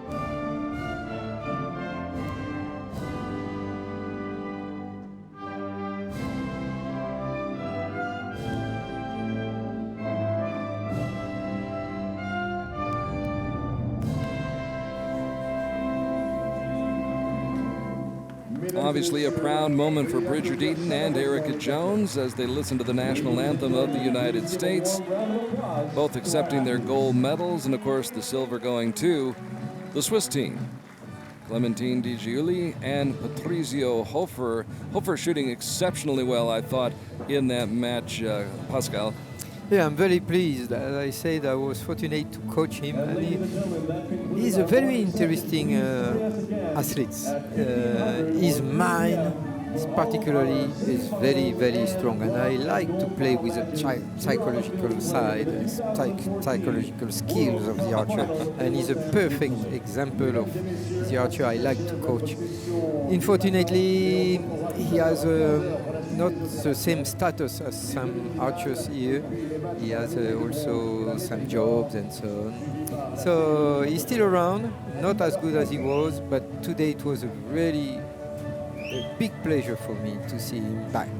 And I'm sure a pleasure for him to come out and compete here in his home nation on home soil and to shoot as well as he did here in this mixed team gold medal match, where we've been able to sample some of the great culture here in Switzerland, as well as some outstanding shooting by the archers in the quarterfinal action, compound action, which has come to a conclusion. But what a morning it has been. Once again coming up, we'll see Pierre Julien DELOCHE in the semifinals. Pierre, #1 in the world, the Admiral from France, coming from behind in his match against Rajat CHAUHAN of India, coming from 2 down to win by 1. So our congratulations to Pierre Julien DELOCHE, who will move on to the semifinals. And all the pressure of being #1 in the world will still be on his shoulders. Bridger Deaton, a young man who doesn't have quite as much pressure as perhaps his teammate Rio Wilde. Much expected of Rio Wilde, always is when he steps up to the shooting line. But Rio delivered in his match today, beating Kevin Burri by 9 points, 148-139, and best of all, got a hug from his lovely wife Sherry. On a day where the winds have been calm and they have been still here along Lake Geneva, where it has been smooth sailing for most of the top-ranked archers. I'm not sure you could say that there were any upsets today. Some interesting ones, though, some interesting matches, some things that we didn't foresee. We certainly didn't foresee the problems that AlejandraUSQUIANO encountered in her first match of the day. Well, that is going to do it. We'll be back at about 1500 hours with the compound semifinal and medal matches here on Archery TV.